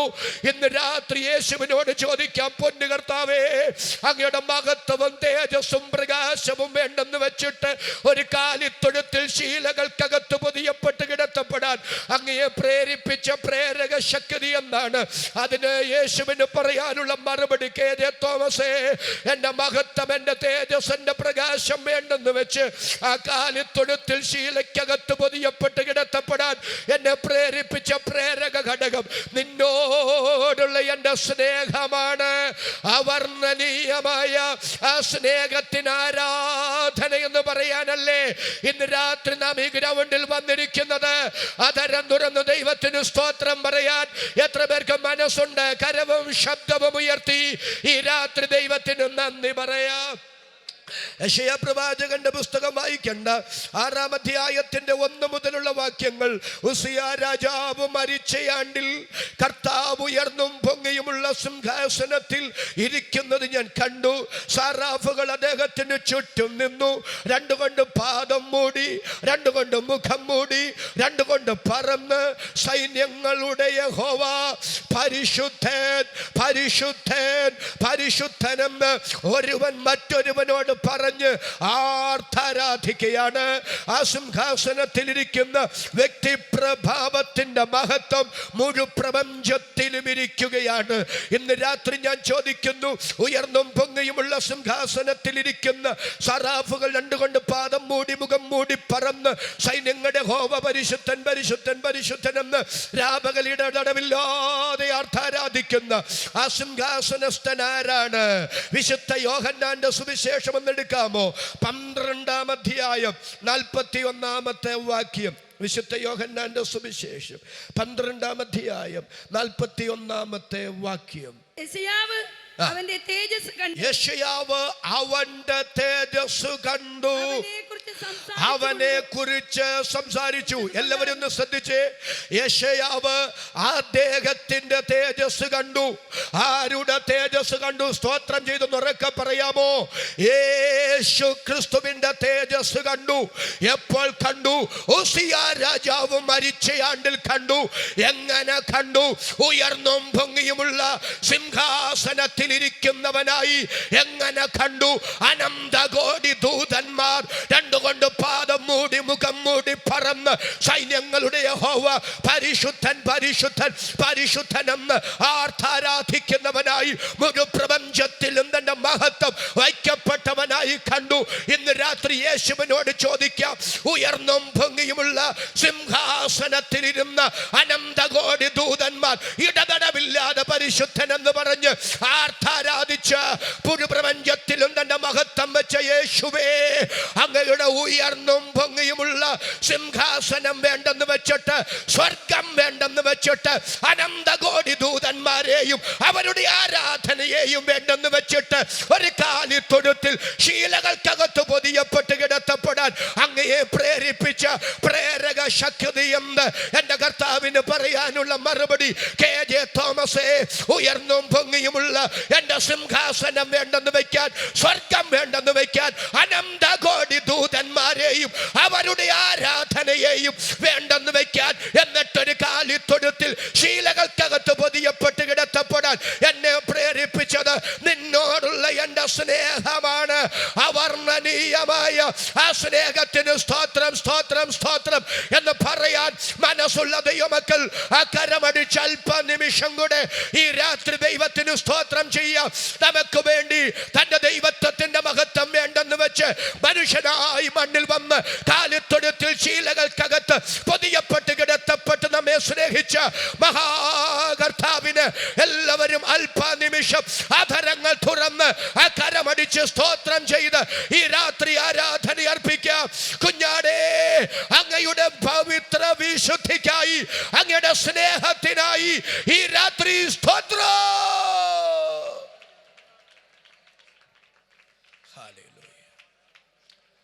എനിക്ക് ഒത്തിരി നേരം നിൽക്കണമെന്ന് ആഗ്രഹമുണ്ട്. പക്ഷേ എൻ്റെ അനാരോഗ്യം അതിനനുവദിക്കാത്തത് കൊണ്ട് വേഗത്തിൽ ഒന്ന് രണ്ട് കാര്യം കൂടെ പറഞ്ഞ് അവസാനിപ്പിക്കാൻ ആഗ്രഹിക്കുക. അപ്പം ദൈവത്തിൻ്റെ സ്നേഹം ദൈവം മനുഷ്യന് വെളിപ്പെടുത്തിയ മേഖല യേശുക്രിസ്തുവിൻ്റെ മനുഷ്യ ജന്മമാണ്. എത്ര പേർക്കൊരു നല്ല ആമേൻ പറയാൻ കഴിയും? കലിയൂർ കൺവെൻഷനിൽ ഈ ശബ്ദ വീജിയിൽ എന്നെ ശ്രദ്ധിക്കുന്നവരോട് ഒരു സുവിശേഷകൻ എന്ന നിലയിൽ ഉത്തരവാദിത്വ ബോധത്തോടെ ഞാൻ വിളിച്ചു പറയുന്നു, ഇന്നേക്ക് 2022 വർഷങ്ങൾക്ക് പിറകിൽ സ്വർഗ മഹിമകളെ വെടിഞ്ഞ് മാനവ വർഗത്തിനായി മനുഷ്യനായി മണ്ണിൽ വെളിപ്പെട്ട യേശു ക്രിസ്തുവാണ് സകല മാനവ വർഗത്തോടുമുള്ള ദൈവത്തിന്റെ അതുല്യ സ്നേഹത്തിന്റെ ഉന്നത വെളിപ്പാട്. ആ സന്ദേശം ഈ രാത്രി ഈ ദേശത്തോട് വിളിച്ചു പറയാൻ എനിക്ക് ആയുസ്സു തന്ന്, എനിക്ക് ആരോഗ്യം തന്ന്, എനിക്ക് അവസരം തന്ന് എന്റെ ദൈവത്തിനു സ്തോത്രം. മനുഷ്യവർഗത്തോടുള്ള ദൈവത്തിൻ്റെ സ്നേഹം ദൈവം വെളിപ്പെടുത്തിയ രണ്ടാമത്തെ മേഖല യേശുക്രിസ്തുവിൻ്റെ ക്രൂശു മരണമാണ്. റോമാലേഖനം 5-ാം അധ്യായം അതിൻ്റെ 6 മുതലുള്ള വേദഭാഗങ്ങൾ ഒന്ന് വായിക്കാം. റോമാലേഖനം 5-ാം അധ്യായം. നീതിമാന് വേണ്ടി ആരെങ്കിലും മരിക്കുന്നത് ദുർലഭം, ഗുണവാന് വേണ്ടി പക്ഷേ മരിപ്പാൻ തുനിയുമായിരിക്കും. ക്രിസ്തുവോ നാം പാപികളായിരിക്കുമ്പോൾ തന്നെ നമുക്ക് വേണ്ടി മരിക്കയാ ദൈവം തനിക്ക് നമ്മോടുള്ള സ്നേഹത്തെ പ്രദർശിപ്പിച്ചു. ആ വാക്യത്തിന് തന്നെ ദൈവമക്കൾ കരവും ശബ്ദവും ഉയർത്തിയോട് നല്ല ആമേനെന്ന് പറഞ്ഞ് ആ വാക്യം നിങ്ങളൊന്ന് ശാന്തമായി ധ്യാനിച്ച്, നീതിമാന് വേണ്ടി ആരെങ്കിലും മരിക്കുന്നത് ദുർലഭം. എന്താ അതിൻ്റെ കാരണം? നീതിമാനെ ആർക്കും ഇഷ്ടമല്ല. അവന് വേണ്ടി മരിക്കുന്നതിനപ്പുറത്ത് അവനെ കൊല്ലാനാണ് നമുക്ക് താല്പര്യം, അല്ലേ? ഈ നേരെ വാ നേരെ പോന്നുള്ളവരെ ആർക്കും ഇഷ്ടമല്ല. നമ്മൾ പറയും നീതി നടത്താവണം, നീതി നടപ്പാക്കണം, നീതി നടപ്പാക്കണം നമ്മൾ പറയും. പക്ഷെ ഒരാൾ നീതി നടപ്പാക്കിയാൽ അദ്ദേഹത്തെ നമുക്ക് ഇഷ്ടമല്ല. നമ്മുടെ ഇഷ്ടത്തിന് വഴങ്ങുന്നവരെയാണ് നമുക്ക് താല്പര്യം, അല്ലേ? അപ്പം നീതിമാനെ ആർക്കും ഇഷ്ടം അല്ല. അതുകൊണ്ട് നീതിമാന് വേണ്ടി ആരും, ഈ നീതിമാനെ നമ്മളെല്ലാം ഇട്ടിരിക്കുന്ന ഒരു പേരുണ്ട്, ദുർഗുണൻ. ഒരു നല്ല പേരാണ് നമ്മൾ ചേർത്തേക്കുന്നത്, ദുർഗുണൻ, അല്ലേ? എല്ലാവർക്കും ഇഷ്ടം ആരാന്നറിയാമോ? അതും ശരിയാ ഇതും ശരിയാ. ഏതാ തെറ്റെന്ന് ചോദിച്ചാൽ ആയെന്ന് വെക്കുന്നവരെ എല്ലാവർക്കും ഇഷ്ടമാണ്, നല്ല മനുഷ്യനാന്നാ പറയുന്നത്. പക്ഷെ സുവിശേഷം അതല്ല. സുവിശേഷം എന്തും പറയുന്നതല്ല, സുവിശേഷം എങ്ങനെയും പറയുന്നതല്ല. ഇത് സത്യത്തിൻ്റെ തൂണാണ്, ഇത് അടിസ്ഥാനമുള്ളതാണ്, ഇത് മനുഷ്യന്റെ നിത്യതയുടെ കാര്യം കൈകാര്യം ചെയ്യുന്നതാണ്. അതിനെ അർഹിക്കുന്ന ഗൗരവത്തോടും ആദരവോടും ഒരു മനുഷ്യന് സർവ്വലോകത്തെക്കാൾ വിലപേറിയ ഒരാത്മാവുണ്ടെന്നും ആ ആത്മാവിന്റെ വില ദൈവം മുമ്പാകെ പറയേണ്ടവരാണെന്നുള്ള ഉത്തരവാദിത്വ ബോധത്തോടെ ആത്മാർത്ഥതയോടെ പറയേണ്ടതാണ് സുവിശേഷം. സുവിശേഷം എങ്ങനെയും എന്തും പറയുന്നതല്ലെന്ന് ഇന്ന് രാത്രി ഞാൻ വിളിച്ചു പറയുമ്പോൾ എന്നോട് ചേർന്ന് ആമേൻ പറയാൻ മനസ്സുള്ള എത്ര പേര് ഇവിടെ വന്നിട്ടുണ്ട്? അവരുടെ കര ഞാൻ ഒന്നുകൂടെ കാണട്ടെ. കരവ് ശബ്ദവും ഉയർത്തി ദൈവത്തിന് നന്ദി പറയാം. അരുത്, സുവിശേഷത്തെ അങ്ങനെ കൈകാര്യം ചെയ്യരുത്. അപ്പൊ നീതിമാന് വേണ്ടി ആരെങ്കിലും മരിക്കുന്നത് ഗുണവാന് വേണ്ടി പക്ഷേ മരിക്കാൻ തുനിയുമായിരിക്കും. അപ്പം ഞാനിവിടെ പ്രസംഗിക്കാൻ വന്നു. ഇപ്പോൾ കലിയൂരിൽ നിന്ന് ഒരാൾ പറയാം, വാസ്തേ 250 കിലോമീറ്റർ കുമ്പളിയിൽ നിന്ന് യാത്ര ചെയ്ത് നടുവും വയ്യാതെ വന്നതല്ലേ. ഈ ജനുവരി മാസം 30-ാം തീയതിക്ക് മുമ്പ് ഞാൻ പാസ്റ്റർക്ക് 2 ലക്ഷം രൂപ ഗിഫ്റ്റ് തരാൻ പോവാം. ആരും തരല്ലേ, എനിക്ക് ഒരു പൈസയ്ക്ക് ആവശ്യമില്ല. ശ്രോതാക്കൾക്ക് ഈ ഉദാഹരണം ഒന്ന് മനസ്സിലാക്കാൻ പറയാം. അപ്പോൾ എനിക്ക് അദ്ദേഹം ഗുണവാനായി. നിങ്ങൾക്ക് തോന്നുന്നുണ്ടോ യോഗം കഴിഞ്ഞ് ഞാൻ ഗുണവാനെ വെറുതെ വിടുമെന്ന്? ഞാൻ ഗുണവാൻ്റെ കൂടെ ഒട്ടിയും പറ്റിയും തട്ടിയും മുട്ടിയും നെടലുപോലെ ഉരുമി നടക്കുക. ഞാനും ഗുണവാനും കൂടെ ആ റോഡിൽ കൂടെ ജംഗ്ഷനിലേക്ക് ചെല്ലുമ്പോൾ നാട്ടുകാർ ചിലർ ആ ഗുണവാനെ എടുത്തിട്ട് തല്ലുക. ഉടനെ ഞാൻ വക്കാലത്തിന് ചെല്ലുക, തല്ലല്ലേ കൊല്ലല്ലേ അച്ഛനെ വെറുതെ വിടണേ. നിങ്ങൾ ഒന്നുകൂടെ ഒന്ന് സൂക്ഷിച്ച് നോക്കിക്കേ, നിങ്ങൾ ഉദ്ദേശിച്ച ആൾ തന്നെയാണോ അതോ ആൾ മാറി തല്ലുന്നതാണോ? അമ്പമ്പോൾ ഞാൻ ആ മനുഷ്യന് വേണ്ടി വക്കാലത്തിന് ചെല്ലുന്നത് അദ്ദേഹത്തോട് ഒരു സ്നേഹം ഉള്ളത് കൊണ്ടല്ല. ജനുവരി മാസം 30-ാം തീയതിക്ക് മുമ്പ് അദ്ദേഹത്തെ ആരെങ്കിലും തല്ലിക്കൊന്നാൽ എനിക്ക് കിട്ടേണ്ട 2 ലക്ഷം കിട്ടുകയില്ല. നേരെ മറിച്ച് ആ മനുഷ്യൻ അങ്ങനെ ഒരു ഓഫർ പറഞ്ഞ് എനിക്ക് ഗുണവാനായില്ലായിരുന്നെങ്കിൽ നിങ്ങൾ തല്ലുകയോ കൊല്ലു. ഞാൻ ഈ നാട്ടുകാരനുമല്ല, ഇദ്ദേഹവുമായിട്ടൊരു ബന്ധവും ഇല്ല. എനിക്ക് ഒരു പോറൽ പോലും ഏക്കാതെ ഞാൻ എൻ്റെ തടിയും രക്ഷിച്ച് വീട്ടിൽ പോകും. നിങ്ങൾക്ക് മനസ്സിലാകുന്നുണ്ടോ? ഗുണവാന് വേണ്ടി പക്ഷേ മരിക്കാൻ തുനിയുമായിരിക്കും. എല്ലാവരും ഒന്ന് സ്തോത്രം ചെയ്ത് പറയണം കേട്ടോ. മനുഷ്യവർഗം നീതിമാന്മാരായതുകൊണ്ടല്ല, മനുഷ്യവർഗം ഗുണവാന്മാരായിരുന്നത് കൊണ്ടുമല്ല. നമുക്ക് ഗുണങ്ങളൊന്നും ദൈവം മുമ്പാകെ നിരത്താനുണ്ടായിരുന്നില്ല, നീതി ഒന്നും നമുക്ക് ഉണ്ടായിരുന്നില്ല.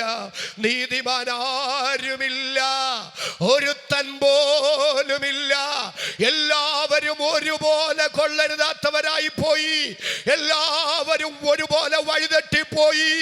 നാം ഗുണവാന്മാരല്ലാതിരിക്കെ, നാം നീതിമാന്മാരല്ലാതിരിക്കെ, ഗുണവാൻ നമ്മുടെ ഗുണമോർത്തല്ല, നമ്മുടെ നീതി ഓർത്തുമല്ല. ഒന്നുകൂടെ പറയാം, മനുഷ്യ നിന്നിൽ ഇന്ന ഗുണഗണങ്ങൾ ഉള്ളത് കൊണ്ടോ നിന്നിൽ ഇന്ന നീതി ഉള്ളത് കൊണ്ടോ അല്ല ദൈവം തന്റെ പുത്രനെ മനുഷ്യനായി മണ്ണിൽ അയച്ചതും ക്രൂശിൽ തകർത്തതും നാം പാപികളായിരിക്കെ, നാം ബലഹീനരായിരിക്കെ, നാം ശത്രുക്കളായിരിക്കെ, നാം ഭക്തരായിരിക്കെ യേശു നമുക്ക് വേണ്ടി ക്രൂശിൽ മരിക്കയാൽ ദൈവത്തിന് നമ്മോടുള്ള സ്നേഹത്തെ പ്രദർശിപ്പിക്കാൻ എൻ്റെ ദൈവത്തിനു തിരുമനസ്സായി. ആ ദൈവ സ്നേഹത്തിന് സ്തോത്രമെന്ന് പറയാൻ ഇന്ന് രാത്രി മനസ്സുള്ള എത്ര പേരുണ്ട്? ഇങ്ങനെ അതരം പൂട്ടിയിരിക്കാൻ കഴിയോ?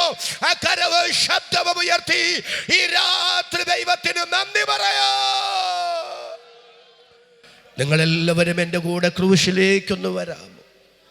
തലയിൽ മുൾക്കിരീടം ചൂടപ്പെട്ട്, കണ്ണ് കെട്ടി തല്ലപ്പെട്ട്, മുഖത്ത് തുപ്പലേൽക്കപ്പെട്ട്, പുറമുഴുവച്ചാല് പോലെ അടിച്ചു കീറി, ഭാരമേറിയ മരക്കുരിശും ചുമലിലേന്തി യെരൂശലേം തെരുവീഥിയിലൂടെ വലത്തോട്ടും ഇടത്തോട്ടും ഇടത്തോട്ടും വലത്തോട്ടും വീണ്ടും എണീറ്റും എണീറ്റും വീണ്ടും നടന്നു നീങ്ങി അവസാനം തലയോടിടുമെന്ന ഗോൽഗൊത്ത മലയുടെ മുകളിൽ ഇരു കള്ളന്മാരുടെ നടുവിൽ അസ്ഥികളുടെ ബന്ധമെല്ലാം വിച്ഛേദിക്കപ്പെട്ട് മുൾക്കിരീടം ചൂടിയ തല മറ്റൊരിടത്തും ചായച്ചു വെക്കാൻ ഇടമില്ലാതിരുന്നത് കൊണ്ട് സ്വന്തം തോളോട് തല ചായച്ചു വെച്ച് എൻ്റെ രക്ഷിതാവ് പ്രാണനെ വെടിയുന്നതിന് തൊട്ട് മുൻപ് മുഴു ലോകത്തോടും പറഞ്ഞൊരു പ്രഖ്യാപനമുണ്ട്. ആ പ്രഖ്യാപനം ഇതാണ്: സകലവും നിവർത്തിയായി. മാനവവർഗമേ, നിങ്ങളുടെ പാപപരിഹാരത്തിന് വേണ്ടുന്നതെല്ലാം ഞാനിതാ നിവർത്തിച്ചിരിക്കുന്നു. എൻ്റെ മാന്യ സുഹൃത്തെ, ഇന്നേക്ക് 2022 വർഷങ്ങൾക്ക് പിറകിൽ തലയോടിടം ഗോൽഗോത്ത മലയുടെ മുകളിൽ ഉയർത്തപ്പെട്ട ക്രൂശും ആ ക്രൂശിൽ മരിച്ച യേശുവുമാണ് മാനവവർഗത്തോടുള്ള എൻ്റെ ദൈവത്തിന്റെ സ്നേഹത്തിന്റെ ഉന്നത വെളിപ്പാട്. അധരം തുറന്ന ദൈവത്തിന് സ്തോത്രം പറയാൻ എത്ര പേർക്ക് മനസ്സുണ്ട്? അവർക്കായി ഞാൻ ദൈവത്തെ സ്തുതിക്കുന്നു. അതേ, ദൈവ സ്നേഹം ദൈവം വെളിപ്പെടുത്തിയ മേഖല യേശു ക്രിസ്തുവിന്റെ ക്രൂശും മരണമാണ്. അടുത്ത ഒരു കാര്യം കൂടെ, വളരെ ഗൗരവമായ ഒരു കാര്യം കൂടെ ഒന്ന് പറഞ്ഞ് ഞാൻ ഓടിച്ചവസാനിപ്പിക്കുന്നു. എന്തിനു ദൈവം നമ്മെ സ്നേഹിച്ചു? കുറുവാക്യം ഒന്നുകൂടെ ഒന്ന് ഞാൻ പറയാം.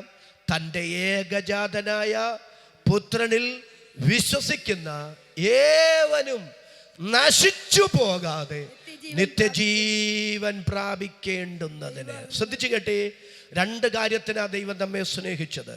1, നശിച്ചു പോകാതിരിക്കാൻ സ്നേഹിച്ചു. 2, നിത്യജീവൻ തരാൻ സ്നേഹിച്ചു. എന്താ ഈ നശിച്ചു പോകുക എന്ന് പറഞ്ഞാൽ? എന്താ നിത്യജീവൻ എന്ന് പറഞ്ഞാൽ? നിത്യജീവൻ എന്നാൽ പലരും ധരിച്ചു വച്ചിരിക്കുന്നത് ഒരിക്കലും തീരാത്ത ജീവിതമെന്നാണ്. നോ, വേദപുസ്തകം നിത്യജീവൻ എന്നതുകൊണ്ട് ഉദ്ദേശിക്കുന്നത് ഒരിക്കലും തീരാത്ത ജീവൻ എന്ന അർത്ഥത്തിലല്ല.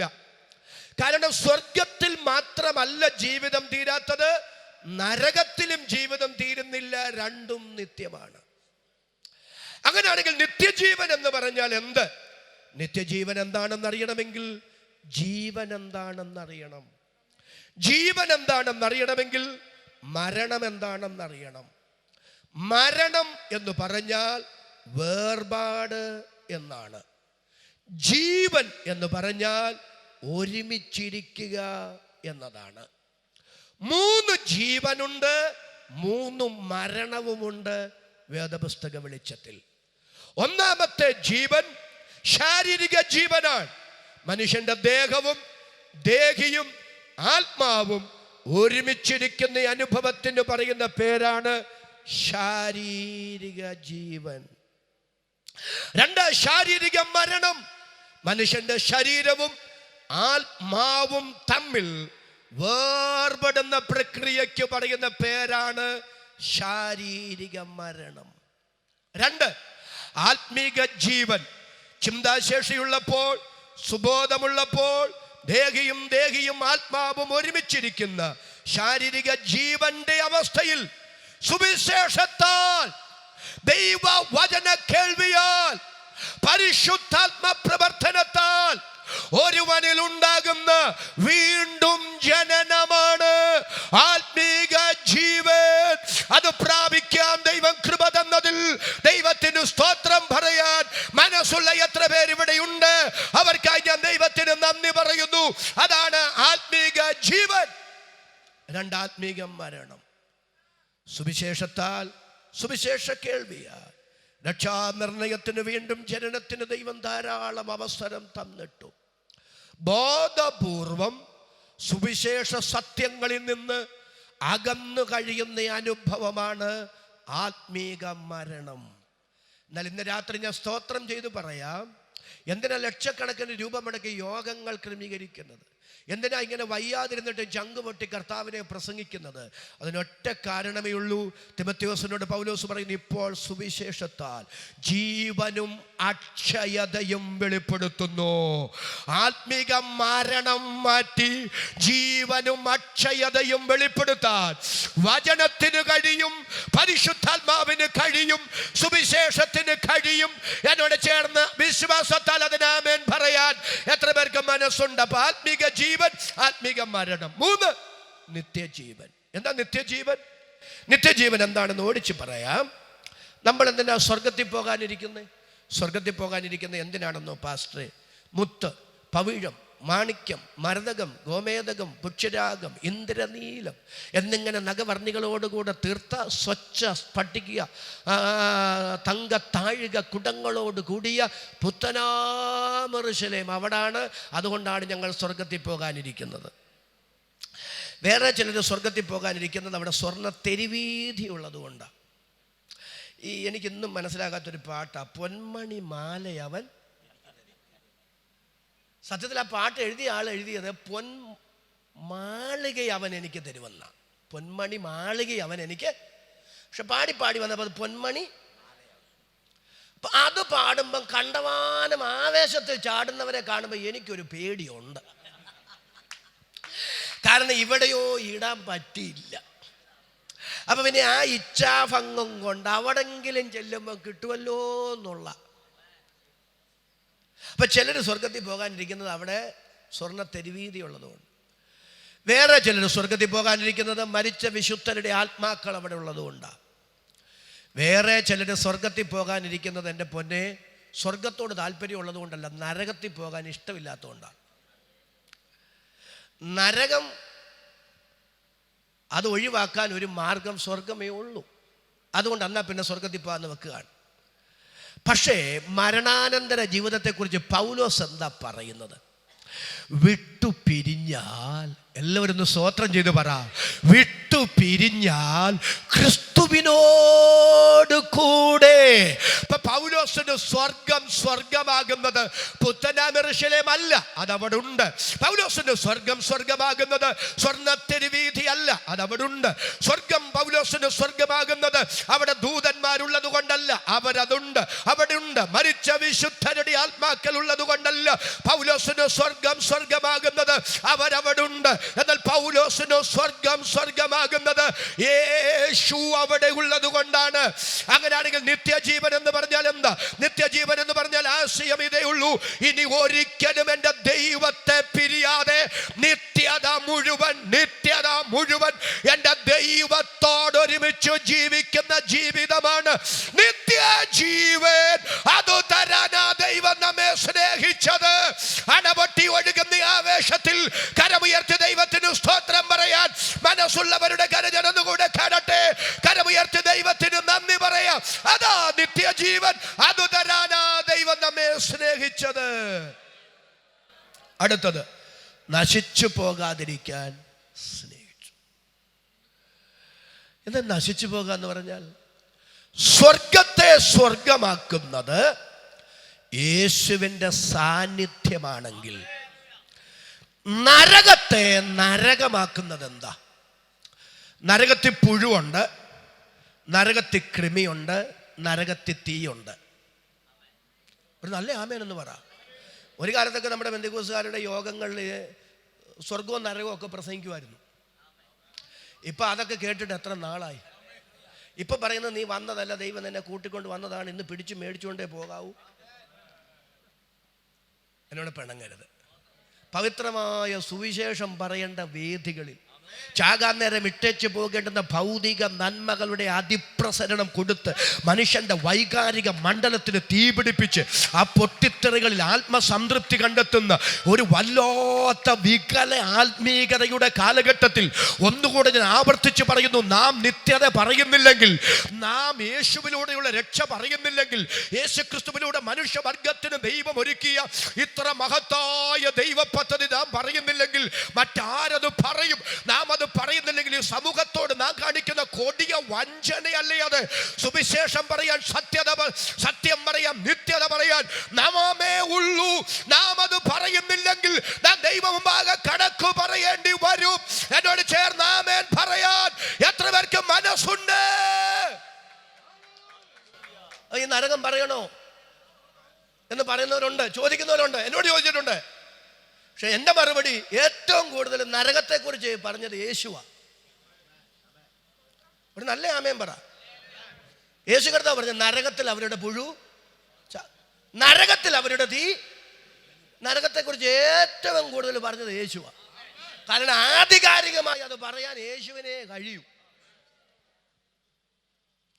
അപ്പൊ അത് പറയേണ്ടതായത് കൊണ്ടല്ലേ കർത്താവ് പറഞ്ഞേ? എല്ലാവരും ഒന്ന് സ്തോത്രം ചെയ്ത് വന്നേ. നരകത്തെ നരകമാക്കുന്നത് തീയുണ്ട്, പുഴുവുണ്ട്, കൃമിയുണ്ട്. പക്ഷെ അതൊന്നുമല്ല. നരകത്തിന്റെ ഭയാനകത എന്ത്? നരകത്തെ നരകമാക്കുന്നത് എന്ത്? അത് യേശുവിന്റെ സ്നേഹ സാന്നിധ്യമില്ലായ്മയാണ്. വായിച്ചു 2 തെസ്സലോനിക്കർ ലേഖനം 1-ാം അധ്യായം 9-10 വാക്യങ്ങൾ. ആ നാളിൽ അവൻ തന്റെ വിശുദ്ധന്മാരിൽ മഹത്വപ്പെടേണ്ടതിനും ഞങ്ങളുടെ സാക്ഷ്യം നിങ്ങൾ വിശ്വസിച്ചതുപോലെ വിശ്വസിച്ച എല്ലാവരിലും താൻ അതിശയ വിഷയമാകേണ്ടതിനും വരുമ്പോൾ സുവിശേഷം വളരെ ശ്രദ്ധിക്കണേ. സുവിശേഷം അനുസരിക്കാത്തവർ കർത്താവിന്റെ സന്നിധാനവും അവന്റെ വല്ലഭത്വത്തോടുകൂടിയ മഹത്വവും വിട്ടകന്ന് എല്ലാവരും സ്വോത്രം ചെയ്ത് പറയേണ്ടതാണ്. നിത്യനാശമെന്ന ശിക്ഷാവിധി അനുഭവിക്കും. നരകത്തിന് കൊടുത്തിരിക്കുന്ന മറുപേരാണ് നിത്യനാശം. ആ നിത്യനാശത്തിന്റെ പ്രത്യേകത എന്താ? അവിടെ യേശുവിന്റെ സാന്നിധ്യമില്ല, കർത്താവിന്റെ വല്ലഭത്വത്തോടു കൂടിയ മഹത്വമില്ല. സ്വർഗത്തെ സ്വർഗമാക്കുന്നത് യേശുവിന്റെ സാന്നിധ്യമാണെങ്കിൽ നരകത്തെ നരകമാക്കുന്നത് യേശുവിന്റെ അസാന്നിധ്യമാണ്. നിത്യനാശം എന്ന് പറഞ്ഞാൽ അർത്ഥം എന്താണ്? ഇനി ഒരിക്കലും അവിടെ നിന്നൊരു മടങ്ങി വരവില്ലാതെ, ഇനി ഒരിക്കലും ദൈവത്തോട് അടുക്കാൻ കഴിയാതെ, ദൈവത്തോട് നിരക്കാൻ കഴിയാതെ, ഒരിക്കലും ഇനി രക്ഷപ്പെടാനുള്ള അവസരമില്ലാതെ, എന്നേക്കും ഇനി ഒരിക്കൽ പോലും മടങ്ങി വരവിന് അവസരമില്ലാതെ ദൈവത്തിൽ നിന്ന് അകലുന്ന അനുഭവമാണ് നിത്യനാശം. അതാണ് നിത്യ നരകം. ആ നിത്യ നരകത്തിൽ നിന്ന്, നിത്യനാശത്തിൽ നിന്ന് മനുഷ്യനെ രക്ഷിക്കാനാണ് ദൈവം തന്റെ പുത്രൻ യേശു ക്രിസ്തുവിനെ മനുഷ്യനായി മണ്ണിൽ അയച്ചതും യേശു ക്രൂശിൽ മനുഷ്യവർഗത്തിനായി മരിച്ചതും. അതരം തുറന്ന ആവേശത്തോടെ ഈ രാത്രി സ്തോത്രം ചെയ്ത് പറയാൻ എത്ര പേർക്ക് മനസ്സുണ്ട്? എന്റെ സന്ദേശത്തിന് ഞാൻ ഫുൾ സ്റ്റോപ്പ് ഇടുമ്പോൾ ഇങ്ങനെ പറഞ്ഞ് അവസാനിപ്പിക്കാൻ ആഗ്രഹിക്കുകയാണ്. മാന്യ സുഹൃത്തെ, മണ്ണിൽ കണ്ണടച്ചാൽ രണ്ട് നിത്യതയേ ഉള്ളൂ. ഒന്ന് നിത്യജീവനാണ്, 2 നിത്യനാശമാണ്. ഒന്ന് നിത്യ സ്വർഗമാണ്, 2 നിത്യ നരകമാണ്. ഇതിന് രണ്ടിനും ഇടയിൽ ഒരിടത്താവളമില്ല. ഒന്നുകൂടെ ഒരു സുവിശേഷകൻ എന്ന നിലയിൽ ഗൗരവമായി ഞാൻ വിളിച്ചു പറയുന്നു, ഒന്നുകിൽ നിത്യജീവൻ അല്ലെങ്കിൽ നിത്യനാശം. ഒന്നുകിൽ നിത്യ സ്വർഗം അല്ലെങ്കിൽ നിത്യ നരകം. ഇതിനിടയ്ക്കൊരിടത്താവളമില്ല. ഒരിക്കലും അതിൻ്റെ പിറകെ പോകരുത്, ചതിക്കപ്പെടരുത്, വഞ്ചിക്കപ്പെടരുത്. നിത്യജീവൻ വേണോ, നിത്യ നരകം വേണോ? നിത്യജീവൻ വേണോ, നിത്യനാശം വേണോ? നിത്യസ്വർഗം വേണോ, നിത്യ നരകം വേണോ? അത് തെരഞ്ഞെടുക്കാൻ ഒരേ ഒരവസരമേ ഉള്ളൂ. അത് മണ്ണിൽ ദൈവം തന്ന ആയുസ്സിൻ്റെ കാലം മാത്രമാണ്.